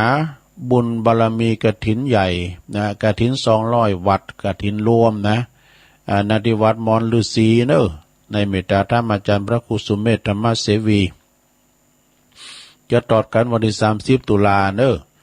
โดยมหารัตนอุบาสกนายกอบจคุณพิชัยเลิศพงษ์อดิศรเป็นประธานในฝ่ายคารวะแล้วก็ในภายในเมตตาบารมีธรรมในพระเดชเจ้าพระคุณสมเด็จพระมหาธีราจารย์กรรมการมหาเถรสมาคมวัดเชตุพนวิมลมังคลารามวัดโพนสถาเปิ่นจะได้เมตตามาเป็นประธานในฝ่ายบรรพชิตเนอะในวันที่30ตุลายนก็มากินมาตานมาหยอดเลนกันเนอะเป๊กเดียวก็ถึงวัดนะแก้งเดียวก็ถึงวัดมาวัดเดียวได้200 วัดนะจะใส่10ใส่20ใส่ก็แล้วแต่หรือว่าใบลอยใส่เข้าไปตึกไหนตึกหันก็แล้วแต่ถ้าใบลอยใส่ไปทุกวัดนะ20,000 วัดเนี่ยลงเนาะมีอยู่กะมีแล้วตามแต่เจตนาเด้อสดาเด้อว่าพระสงฆ์น่ะบทเป็นป้านกว่ารูปเด้อพระจะไปเปิดโรงทานเนาะแล้วก็พระจะไปลมทำบุญก็ไปขายข้าวขายของขายโคกประกาศไม่ขายก็เจิญเด้อนะที่วัดมอนฤาษีแล้ววันที่29นี่เป็นกฐินเงินล้านเพิ่นสร้างเมนนะอันนี้เฉพาะกับวัดมอนฤาษี29 ตุลานะก่อนหน้าวันนึงนะเพิ่นจะสร้างเมนนะที่วัดมอนฤาษีคณะหน่วยอบรมประชาชนประจำตำบลวัดเกตกาลามอปตเฮานี่นะโดยเมตตาบารมีธรรมหลวงพ่อพระครูสันติเจติยากรรองเจ้าคณะตำบลเกตกาลามเพิ่นก็จะมีการทำบุญตักบาตรเทโวโลหานะนะประจำปีในวันที่11นะโยมเด้อประสงค์จำนวน29 รูปเริ่มตั้งแต่7 โมงเป็นต้นไปก็หาข้าวของหยังต่างๆเนาะมายำไวๆปลากระป๋องปุ้มปุ้ยกานี่เอาสารอาหารแห้งก็ไปใส่บาตรกันเด้อ11 พฤศจิกา11 ตุลาสมมาเด้อออกวันเสาร์แล้ววันนะโยมนะไปพากันไปแล้วที่วัดพระธาตุดอยน้อยที่เชิงบันไดวัดพระธาตุดอยน้อยโดยก็ขอประกาศเชิญชวนเนี่ยมาใส่บาตรกันเนาะปีนี้เปิดจัดประสงค์108 รูปนะพระจะมาเปิดโรงทานกาแฟชาน้ำชากาแฟข้าวตุ่มข้าวเจิ้นก็ได้นะสดาเนาะโอ้คนจะหนักแก่หลายพอเนอร์โดยทีมงานเครื่องเสียงก็ PS Sound แล้วก็กูแดงมิวสิกมี2 จุดด้วยกันฮะญาติโยมก็ขอเดินเจอพี่น้องทั้งหลายปิ้งด้วยเนาะต่อไปก็งานต่อไปวัดที่พักสงฆ์มณฑาทิพย์นี่เปิ้นเป็นชื่อมณฑาเราบ่มีแล้วเด้อเรานี่มีละเป็นที่พักสงฆ์มณฑาทิพย์สำงามชื่อเนี่ยนะมีที่มาที่ไปอาจารย์พระครูประจะมาอธิบายวันรุ่นวันที่12 ตุลานี่เปิ้นก็จะมีการวางศิลาฤกษ์โดยแล้วก็งานบุญกฐินด้วยเด้อที่มณฑาสำนักสงฆ์มณฑาทิพย์นะก็ขอประกาศเชิญชวนศรัทธาญาติโยมไปรวมทำบุญกินต้านด้วยกันนะจะมีพี่น้องศรัทธาตามเมืองฟ้ามาหลากหลายตีโทอันนี้เพิ่นจะมาสร้างวัดใหม่กันมีการถ่ายทอดเสียงให้ศรัทธาได้ฟังกันโดยเนอพระจะมารวมทำบุญก็มาได้วางศิลาฤกษ์โดยแปลงศาลาแล้วก็เพิ่นจะต้านกฐินถอดกฐินโดยเนาะ เอาแล้วก็วันที่13ตุลาก็ปุ้นงานบุญกฐินพร้อมกับถวายต้านศาลาการประเรียนที่วัดทุ่งเศรษฐีบั่นสันตอเวียงป่าเป่าเปิ้นอันนี้ก็ซ้ำงานบุญใหญ่เปิ้นจะร้องมีโหวัดโดยนะเมื่อค่ำยามคืนเปิ้นจะมีการสวดมนต์ตานพุทธาภิเษกเสกซ่อมย่อมยศนะพระพุทธรูปเจ้าองค์เก่าองค์ใหม่องค์ใหญ่องค์น้อยโมดนะมีเตธรรมปื้นเมืองโดยสวดเบิกโดยโกนขอทิพย์โดยนะลุงมาเมื่อเจ้าก็เบิกเนตรไขตาพระเจ้าพร้อมกันนั้นก่อนกลางวันที่14เปิ้นก็จะมีการโหวัดโดยที่วัดทุ่งเศรษฐีนะประหลงประดิษฐ์เขาเนาะตุปีซักเขานี่นะต่อไปวันที่14ตุลาก็งานบุญกฐินที่วัดสันกาวานตำบลแม่กาถ้าพร้อมกันนั้นก็เปิ้นจะวางศิลาฤกษ์ในการสร้างพระธาตุเจดีย์โดยที่วัดสันกาวานนะวันที่15ก็งานบุญกฐินตุลานะที่วัดใหม่สันตึงตำบลคงเปาอำเภอจอมทองแล้วก็พร้อมกับวางศิลาฤกษ์สร้างพระธาตุเจดีย์โดยที่วัดสันตึงนะจอมทอง16ตุลาก็งานบุญกฐินพร้อมกับวางศิลาฤกษ์พระธาตุเจดีย์ที่วัดศพแจ่มฝั่งซ้ายตำบลบันแปะอำเภอจอมทอง7 พฤศจิกาก็วางศิลาฤกษ์พระธาตุเจดีย์พร้อมกับบุญกฐินงานวัดสันโป่งบ้านโป่งบ้านโป่งตำบลหางดงอำเภอฮอดนะเวลาบ่ายเหมือนกันหมดอันนี้เจ้าภาพเดียวกันนะฮะแล้วก็วัดฝายหินนี่วันที่29ตุลาสดางานบุญกฐินมช.วัดฝายหินนะฮะของคณะสงฆ์ที่ต่างแห่งสถานีเฮาเนี่ยนะก็มาโฮมกินโฮมตานด้วยกันนะแล้วก็บอดเตาแต่นั้นก็มีวันติดที่23นะโยม23ตุลาวันปิยมหาราชพอดีเจริญรวมทำบุญอายุวัฒนมงคล63ปีพรรษา34แล้วก็งานบุญทอดกฐินโดยที่วัดวังกูในเมตตาธรรมอาจารย์พระครูวรธรรมพระครูวรวัฒน์พิสารสุมาเรพระครูวรวัฒน์พิสารตุปิศักดิ์พูนศักกตปุญโยพรหมเสนนะฮะท่านอาจารย์พูนศักดิ์พรหมเสนเวลาก็9:39เนี่ยไปสืบจัตตาโลงด้วยกันแล้วก็ที่วัดวังกูตำบลน้ำดิบอำเภอป่าซางนะฮะไปรวมแสดงมุทิตาจิตแล้วก็ไปสืบจัตตาโลงด้วยกันวันที่23ตุลาวัดวังกูวันที่1มงคลเวรุวันจบไปแล้วเนาะวันนั้นตุลุมได้ไปสักกรรมฝนกอดตกให้คุณขับรถก็ไม่ได้มาก็เลยโซ่ให้ฝนกอดตกให้ในเพื่อก่อนนิมนต์ก่อนนะอาจารย์ท่านพระอธิการเกษมสัทธาธิโกปีแล้วตุลุงก็ไปปีนี้ก็แปลงสังแปลงอันสลากโจกว่าจะเดีย ว่าจะเอาไปตานฝนกอดตกก็เลยยกยอดไว้ปีหน้าเนาะได้ไปสักกรรมที่วัดปังกอตันนะ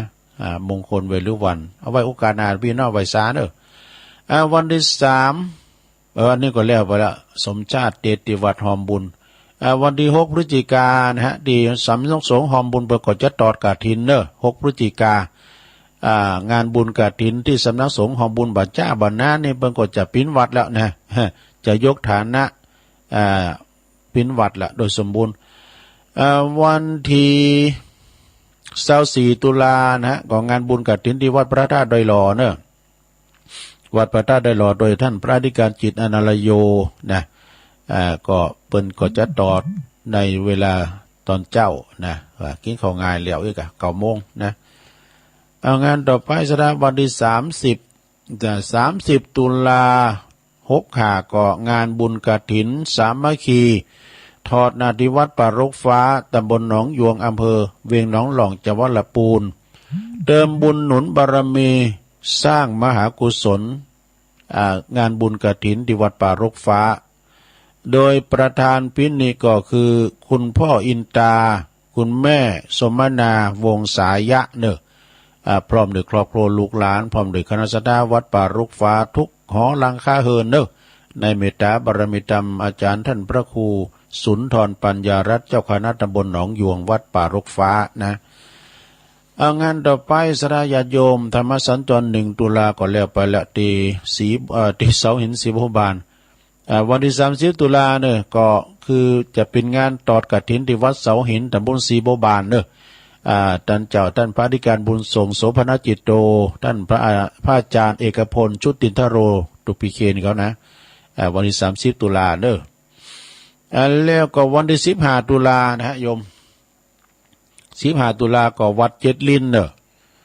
ของอาจารย์ท่านพระมหาวิษณุจารุธรรมโมเปิ้นก็จะมีขึ้นในวันที่15เวลา9 โมงทรงเจ้าเปิ้นจะสืบชะตาลงแบบล้านนาเนอะสถาไปรวมเขาสืบชะตาลงกันเพราะว่าพระสงฆ์เก่ารูปที่เปิ้นจะมานะปุตตะล้นแล้วแต่ทรงปฏิโมกข์ท่านนั้นปท9นะสืบชะตาและภาคตอนบ่ายในตอดกฐินเนอะที่วัดเจ็ดลินนะวันที่23นะ23ก็งานบุญกฐินที่วัดป่าไผ่บ่อทองเนอะตำบลแม่โป่งอำเภอดอยสะเก็ดในแล้วก็สืบชะตาโดยเมตตาบารมีธรรมหลวงพ่อพระครูพุทธิธรรมรักษ์นะเจ้าคณะตำบลโดยหลวงพ่ออาจารย์สมเพชรปัญญาโนเนอะก็วันที่23ปิยะมหาราชแล้วงานต่อไป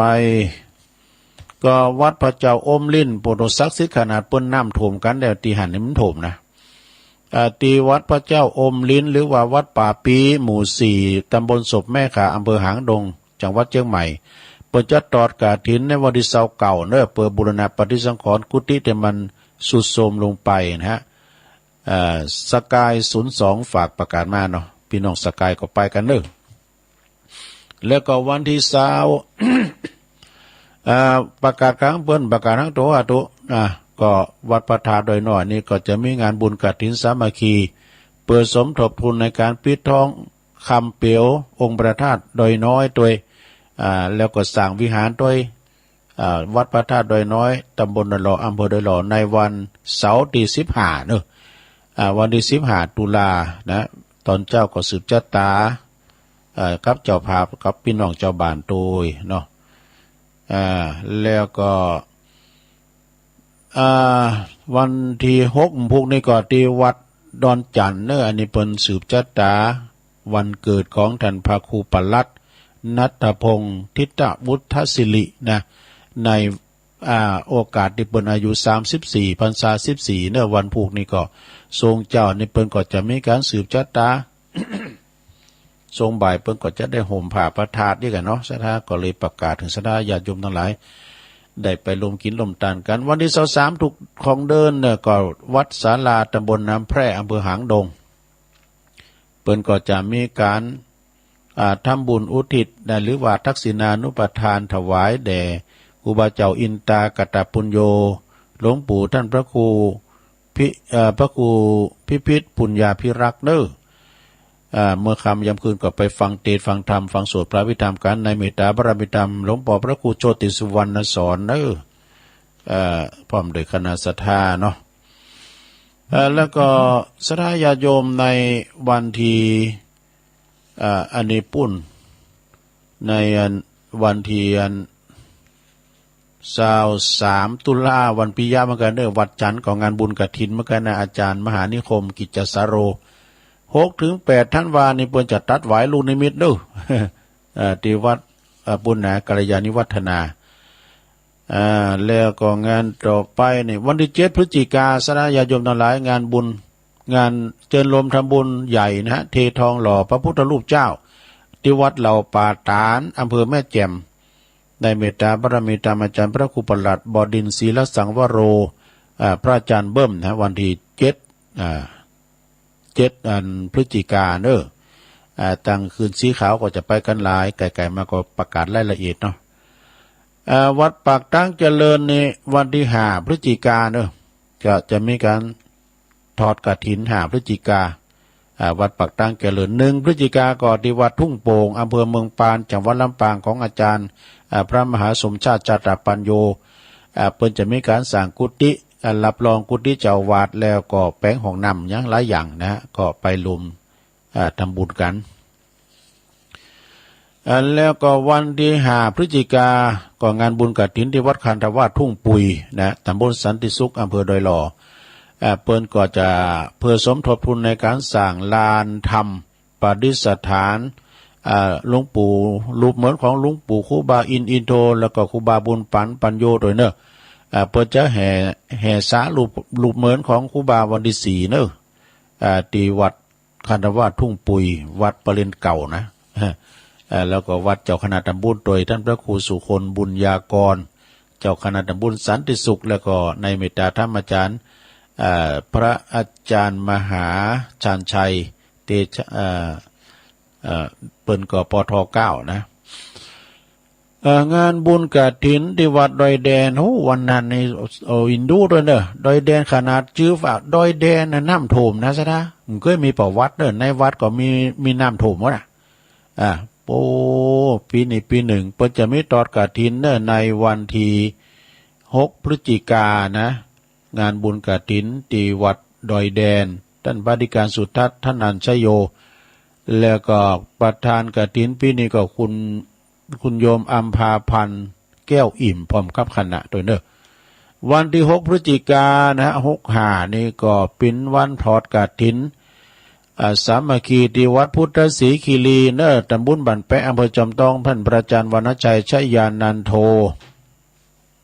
เปิดจะตอดวันที่6เนอะสดาเนอะก็ไปลมกินตานกันแม่แก้วเขาก็จะไปแม่ลิเขานะแล้วก็เวลาก็ประมาณ13.39ก็บ่ายโมง39นะปีนี้เฮเล็กขึ้นไปตัวเขามันแล้วเนาะเอางานต่อไปสดาญาติโยมวันที่5พฤศจิกายนก็ที่วัดหนองเหงเหมือนกันเนอะตำบลสันติสุขอำเภอดอยหล่อท่านพระครูวรธรรมนาถเพื่อจะทำบุญใหญ่นะฉลองอายุวัฒนมงคลครบ60ปีแล้วก็งานบุญกฐินด้วยเนอะงานบุญกฐินโดยนะทอดกฐินด้วยไปแสดงมุทิตาจิตไปรวมทำบุญกินต้านด้วยกันนะโยมนะวัดสันเหมืองก็6พฤศจิกายนเหมือนกันเนอะวันอาจารย์เน้นหลักนะ6พฤศจิกายนก็งานบุญทอดกฐินที่วัดสันเหมืองพระกุณันทบุญญาเขตอาจารย์สลีบุญเติมนะแล้วก็6พฤศจิกายนก็หอมบุญอันนี้นะก็ข่าวสารงานบุญก็มีหนักมีหลายเนอะโยมเนอะตอนเด็กก็ข้ามไปความจริงในกฐินเนี่ยมีให้กูวัดในสดาเนาะแต่ว่าเปิ้นสูงมาได้ก็เป็นยังในสดาเฮาก็ประกาศถึงเปิ้นไปการประกาศนี่เป็นกระบอกเสียงคือการกระตุ้นเนาะพี่น้องเฮาคุณฟังเปิ้นหลายโอ้เปิ้นฟังเปิ้นบ้านเกิดเมืองนอนเปิ้นน่ะพี่น้องตั้งวังผางก็ดีเปิ้นไปอยู่ทั้งเปิ้นโหบ้านเฮามีงานเอ้ยนะมันพิจารณาดอกสดาตุลุงก็จะตั้งลายสักหน่อยสดาเนาะกดตั้งลายก็มี แม่สีทรปูนบ้านนั้นน้องโบใส่ปากการชมรมสกาย75แล้วก็ยายนอมนี่นะแล้วก็มีคุณแม่จิรพันธ์โมป้อพี่น้องบ้านไก่น้องบัวแม่ขจารแม่สีโนนสีจมจากแสนตุนโมงเนาะฟังอยู่แสนตุนโมงก็ไม่อายบุญเด้อพี่น้องโบกก้างสันกำแพงโดยคุณแม่ศิรินทิพย์บุญเลิศฟังจากกรุงเทพฟังจากมือถือนะเพราะว่ากราบไหว้สาธุลุงเจ้าฟังอยู่เนอะเจ้าฟุ้นโตแล้วก็แม่เนาะเรียกก็คุณแม่ครูทองคำที่วงคำจากเสาหินสีโบบานสาธุฟังธรรมจบแล้วเจ้าเนี่ยคุณแม่ครูเพลินพิษทิพลึกจากบ้านแป้น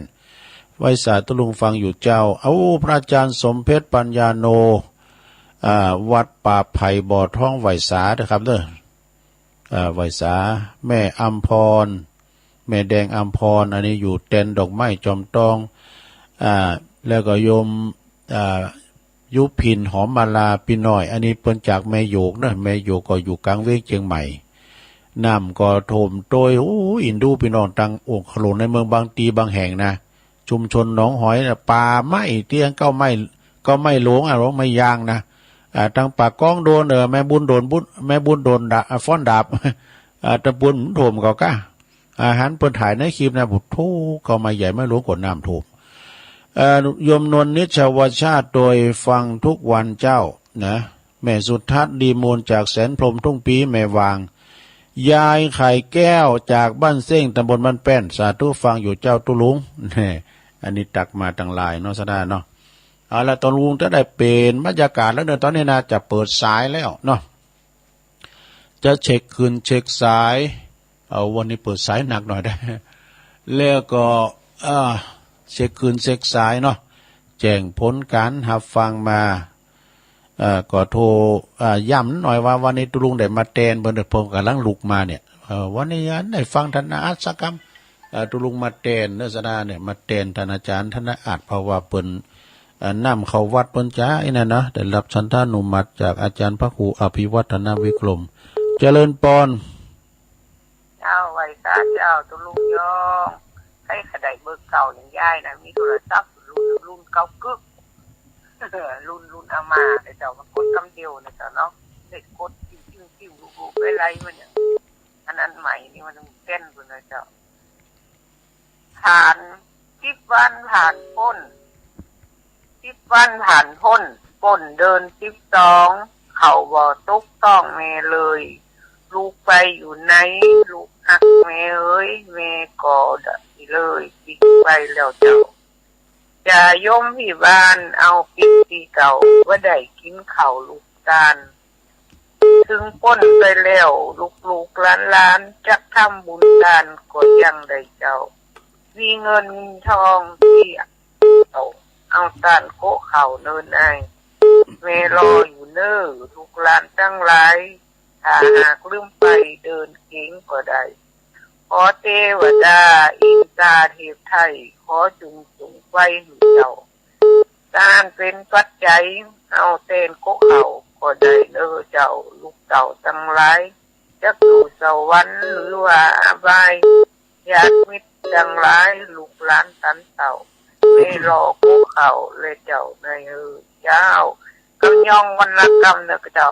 คำว่าบ่จางนะเจ้าภาษาไทยแปลว่าไม่เป็นนะเจ้าไว้เจริญปอนสายต่อไปเจริญปอนทำได้จ่าครับตุลุงโอ้ปอนน้อยบุญปันมาแล้วมึงฟังโอ้เดือน12มันพ้นไปแล้วไปน้อยเฮ้ยมันพ้นไปแล้วเนาะมันพ้นแล้วอ่ะที่ว่าแทนข้าสังฆราชกะแม่น่ะปอแม่น่ะก็เรียกว่าตุลุงอยู่วันนอกแค่หมดกู้งานนี่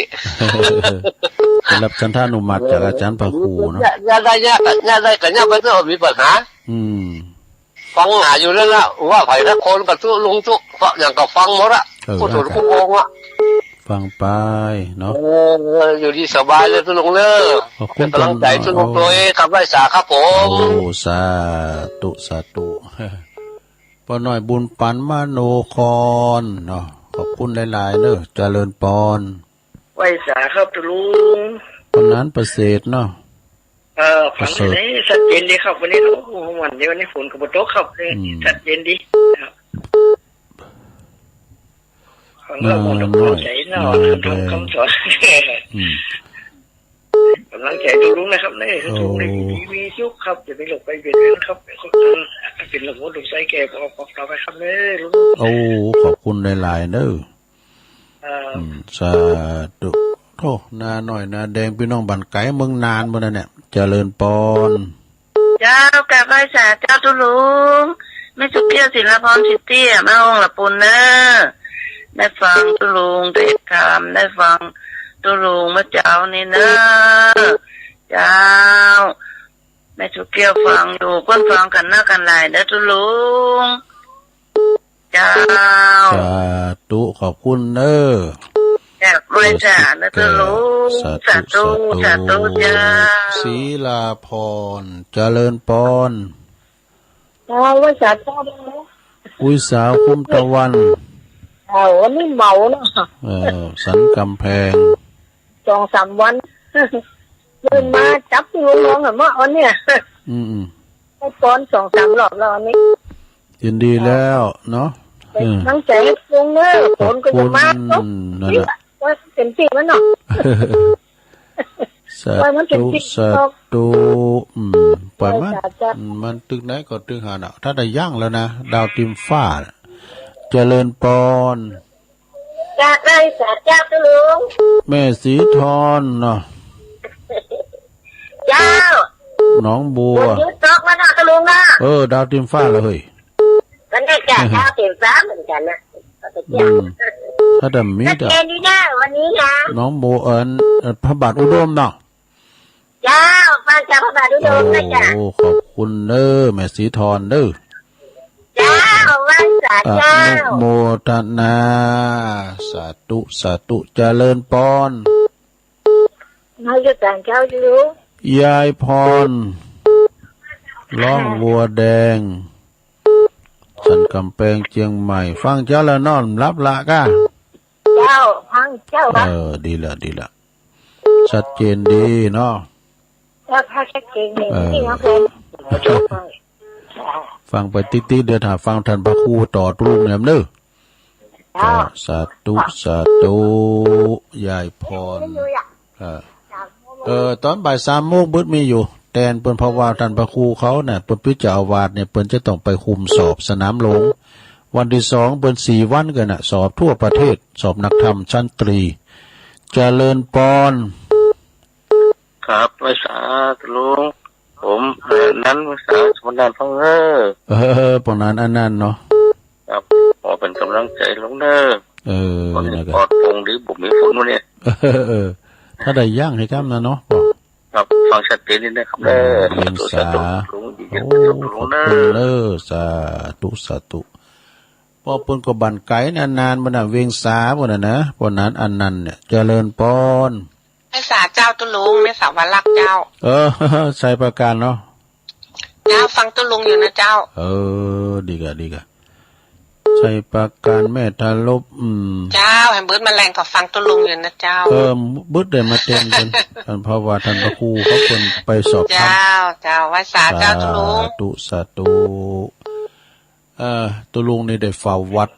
เจริญพรกราบนมัสการไหว้สาครับสายบุญมาแล้ววันทุกคืนตั้งแต่บ่ายตอนเจ้าเนาะฟังมาตอนได้ไปไหนก็ตื่นมาตีสองตายก็เปิดวิทยุอันนั้นเนาะคนนี้รู้สึกว่าหนาวแล้วลุงแต่กับผมในตุ้มผ้าผมออกมาเนี่ยผมได้คลองที่ร้อนหน่อยจากเมื่อ3 โมงฝ่ายหน่อยนี่นะได้หนาวเริ่มมาฟ้าเริ่มเกรงฝนไข้น้อยลงแล้วเนาะฝนเมฆก็หนาวเด้อลุงประกาศเรื่องข่าวสารงานบุญลุงได้บุญนะลุงบ่ได้ว่ากระตุ้นอย่างเดียวนะมันก็เหมือนเขาเราบอกเลยนะโอ้โหขอบคุณลุงทุกวัดวารามมีข่าวสารงานบุญก็ต้องนะลุงเนาะเพราะว่าศรัทธาญาติโยมต่างๆคนฟังเสียงเมืองน่านก็ได้หน้าพี่น้องเมืองน่านก็มานั่นแหละกะเมืองน่านเมืองแปะที่ไหนก็ฟังเขาหมดอ่ะโทรโลกะการฟังอินเทอร์เน็ตได้บางพูดจักหัวจนไม่หันหน้าตัวลุงด่าฟังได้ยินเสียงหัวจักกระเสียงนะอันนี้อย่าจองตั๋วเฉพาะเดือนเนอะเดือนมกราเนอะเก็บตัวจะขอนิมนต์สักอย่างนึงไปอู้คำพัดว่าขออนุญาตของหลวงพ่อจะนั้นเนาะได้หับปากตัวเนอได้หับปากตัวเป็นอย่างผมบอกว่ากล้าว่าแต่อย่างนั้นนี้แต่ในรายการของผมนี่ต่อไปนี่ผมก็จะทำเป็นกิจกรรมของพระสาเจ้าบ้านทำเป็นการเฮือธรรมะเนาะเป็นการเฮือธรรมะจากจุนจากจุ่มเอาจิตใจของพระสาเขามาปอกมาห้อมกันเพื่อเกิดความรักความสามัคคีอันอย่างแล้วแต่เขาทำแล้วเขามีความสามัคคีกันนี่มันสำเร็จลุงเนาะไม่ว่าจะเป็นสร้างวัดสร้างวาสร้างสำนักสงฆ์ที่พักสงฆ์ช่วยกันแต่ถ้ามาคัดมาแย่งกันนี่ไปดวงดาวสักเดือนมาดูเนาะขอบคุณในการประกาศข่าวสารงานบุญทุกวันทุกวันโนทนาสาธุครับไปสาครับขอบคุณหลวงพ่อเนอเจริญพรกับไหว้สาเจ้าฟองคำที่เกี้ยวบ่อทองฟังพระโหเจ้ามีฟองคำติดแก้ว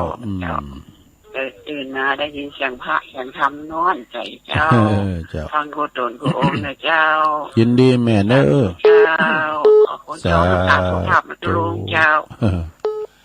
แม่ฟองคำติดแก้ว0899556506เจริญพรภาษาตาเป็นโรงนามแม่อุ้ยอินแม่สาบเสมอวันนั้นที่แต่วันนำน้องอ่ะกันเนาะแล้วก็ อโตทะเลเตาก็มันไปไงน่ะเดี๋ยวนี้มันทรงโตแล้วนำมันก็นักว่าหย่อมาเป็นตีแต่ในเมืองก็ทรงโตละถ้ามันที่แต่โทรหาตัวลงไปหมดเปิดท้ายแรกเนี่ยพระเจ้าเจริญปอนอุ้ยอินแม่สับเสมิงเจริญปอนพระเจ้าลูกโอ้โหนึกว่าน้ำโถมไงหายไหนปะบุญเมียมากะน้ำท่วมกันละโอ้น้ำตกอ่ะน่ากลัวได้ไม่กล้ามันตกอย่างน่า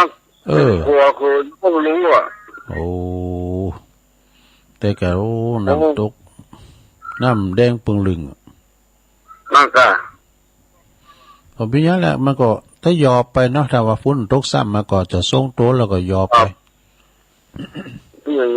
นั่นอย่างนั้นก็แล้วจะยอไปแล้วแบบจะไปยอทั้งปุ่นทั้งไตปุ่นเนาะอีดูเขาได้โอ้น้ำใต้มันเป็นโรคเป็นเดือนน่ะเป็นเดือนโอ้ยินดีพ่อเนสาบุญปันก็มาแล้วบุญมียังบุญธรรมยังบุญตันโอ้หลายบุญอยู่เจริญปอนพระเจ้าแม่ลิเนาะแม่ลิห้วยโทกเป็นลิโอ้ขอบคุณแม่ลิหลายๆเด้อเอิญประตังแม่แก้วตัวแม่แก้วก็ได้เกณฑ์สังกูเตอโลเน้นบนห้องนะเน้นว่าอาจารย์เน้นหลักห้องมาเกณฑ์สังแม่ลิเขาเจริญปอนไว้สาครับลุงปนันปันอินมาดมาแล้วครับดอนชัยครับฝนตกก่อนลุงมีห้องอันเพราะว่ามันหายไปแล้วเฮ้ยเจ้านี้มันตกไปหัวค่ำเหมือนน้อยเดียวครับ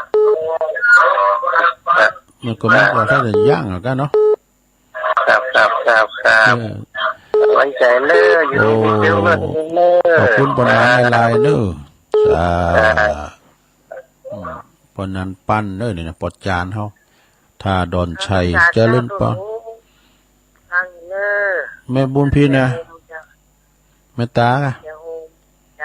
แม่ตาประกาศไปเลย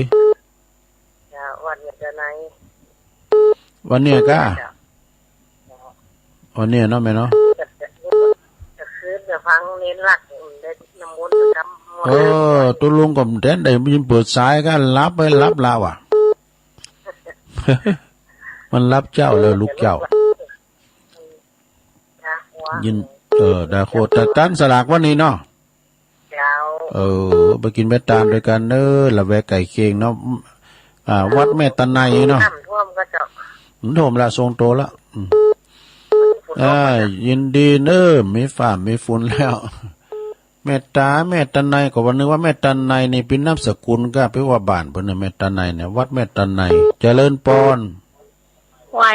สาเจ้าแม่จันติบก็ห่างไปหมื่นเหมือนกันเนอแม่จันติบเจ้าไม่สบายดีเนาะฟังนี่มันเป็นอะไรอย่างพวกกระโดดตอกแอนอะไรกับบัวแน่ฟังทุลงถึงวันละเจ้าดีกะกิจกาลามจะมีการตักบาตรเทโวเด้อเนอหลวงพ่อนะเจ้าชัดเจนเลยเนาะแม่เนาะเจ้าบุญรักษาเนอเจ้าอนุโมทนา5 นาทีได้หลายอยู่เจริญปอนสาธุเจ้าตุลงอยู่ตั้งใดรายงานโตเลยแม่สุตาแก่นเมียงเจ้าอยู่ห้างชับเจ้าอยู่บ้านหนึ่งอ้อยไตแม่ฟังตรงห้างน่ะแม่ยังเหรอแม่สุตาแก่นเมียงสุตาไอ้เนาะเจ้าแก่นเมืองไงแก่นเงินนี่ไงแม่ฟังตรงว่านั่นบังเสียไม่ก็กดบัตันเปิ่นเนาะอยู่อำเภอยังก็ค่าอยู่ห้างชัดได้ห่างชัดบ้านปอพันก็น่ะกะกีบแย้มกีบเนาะบ้านลุงพันแย้มกีบอย่าไปใกล้รถตู้นะลุงพันนะมาจากโน่นน่ะเมืองพิจิตรเมืองชลวันห้างชัดแม่ฟังทุกวันเนาะเจ้าแม่ฟังทุกวันเจ้าจับบุญยาวาดดีแหละบุญยาวาดโอ้ได้ยินไกลได้ เจ้าขอบคุณแม่สุตาเด้อเจ้าสาธุโทห่างชัดจังหวัดลำปางก็ได้ตั้งตุงเกวียนเนี่ยกะห่างชัดเจริญปอนไปเจ้าฟังอยู่เน้อไม่ฟังอยู่เน้อแม่บุพัดกลางหงเนาะเจ้าแม่บุพัดให้กำลังใจตูลุงเน้อกลางหงโอ้มาได้กลมติดแม่แตงเดี๋ยวมันเป็นตัวแทนเนาะอันแทนอาจารย์เปิ้นน้ำเข้าวัดเปิ้นด้วยกะกูก็ออกก็มาเนาะกูก็ออกอยู่แล้วผู้ออกตามปกติตุลุงกับผู้เป็นรายการตุลุงโดยตรงแรงบึ้ดกดแทนเปิ้นอยู่บ่าย 3 โมงบึ้นนะแม่บ่ายขาดไปตุลุงอยู่เนาะทุกเจ้าเนาะยินดีหลายๆนะแม่เด้อแม่โบพัดกลางหงบ้านไก่ของงานพ่อครูโอนเนี่ยอันเนี่ยโดเก่าสีกันโลเก่าสีฟังอาจารย์มหาวานะวันนั้นก็หันเป็นโคศกอยู่ที่ไหนน่ะงานไหนน่ะเจริญปอนเฮ้ยเจ้าตุลุงฟังอยู่เนอะลำปางมาไหลน้อยไม่น้อยเจ้าไม่ไหลน้อยเนาะแม่เนาะมันอุดดีเนาะเจ้าฟังเนี่ยตี2เวลาเปิดฟังรอวิศวัตเปิ้นเฮาว่าตุลุงออกแต้นน่ะเปิ้นก็เลยได้เปิดเพลงเปิ้นก็เลยเปิดตุลุงทองเอาว่าตุลุงฟ้าฝนมีมีน่ะย่างแล้วสีเย็นๆหนาวๆแล้วนะสีหนาวแล้วกะเจ้าหลวงพ่อมานี่ประตุ่มผัดนมแล้วว่ะยินดีแม่เด้อแม่น้อยอุตุดีฟังบุญยาวาดสาธุเอาแล้วศรัทธาญาติโยมอ้ำสายแม่เพนคนสู้ชีวิตเอาไว้ไปเลยแม่เพนให้สว่างใจแสงธรรมะสว่างใจได้แสงไฟสว่างใจได้แสงธรรมเจ้าฟ้าชัดเจนทุกกำลังใจทุกเด้อเจ้าสาธุเขาสุมาได้ที่เปิ้นโทรมาตืดๆน่ะลุงบัดสามารถที่จะหับได้ก็เดี๋ยวอาจารย์พระครูจะเข้ารายการต่อเปิ้นถ่ายอยู่หั่นแล้วเนาะพวกเจ้าก็ฟังต่อพวกเจ้าเป็นรายการตุลุงโดยตรงพัดสุขเสาร์ยายน้อยกาดนัดบ้านดอนโหลงป้าน้อยบุญปั่นมโนครเสาหินฝางขอบคุณป้าน้อยเด้อปนั้นประเสริฐนาน้อยนาแดงพี่น้องบันไกจากจังหวัดน่านแม่สุแก้วศรีลาพรอุ้ยสาวคุ้มตะวันสันกำแพงเมืองวะเนาะแม่สีทรหนองบัวชัยประการยายพรล่องวัวแดงสันกำแพงเชียงใหม่ปอนนานอันนันเนื่องจากอำเภอเวียงสาจังหวัดน่านแม่สวรักษ์ชัยประการหลวงพ่อมณิษฐาวโรสำนักสงฆ์หอมบุญแม่ฟองคำติ๊บแก้วอุ้ยอินแม่สาบสะเมิงป่อบุญมีเมืองกลางแม่ลิห้อยโทกอำเภอบ้านโฮ่งปนานปานอินมาศปออาจารย์มรคนายกทาดอนชัยอำเภอแม่ทาแม่ตาแม่ตะนายแจ้ห่มลำปางแม่จันติบเกตการามแม่สุตาแก่นเงินจากห้างฉัดจังหวัดลำปางแม่บัวพัดกลางหงแม่แตงแม่น้อยบ้านอุดดีบ้านไร่นาน้อยฟังจากบุญยาวาดแม่เพนขาวเตี้ยได้21สายขอบคุณครูเสงครูสายวันนี้ก็ขออนุโมทนาตุลุงบริหารเวลามาเป็นเวลา2 ชั่วโมงก็ขอขอบคุณมนพองก็คือตามสไตล์ตุลุงเหมือนเจ้าของรายการเปิ้นวันพุธหน้าเพิ่นก็จะมาแล้ววันนี้ก็เปิ้นตุลุงแตนไปก่อนต่อไปไหลคืนบันไดเดี๋ยวฟังอาจารย์พระครูอภิวัฒนวิกรมต่อแล้วก็ขอบคุณสถานีผู้คืนผู้สถานีโดยศรัทธาญาติโยมทั้งหลายโดยอยู่ดีมีสุขเหมือนกันกูก็กูคุณจัตตาโลธรรมาวัฏันติอายุวันโนสุขังพลัง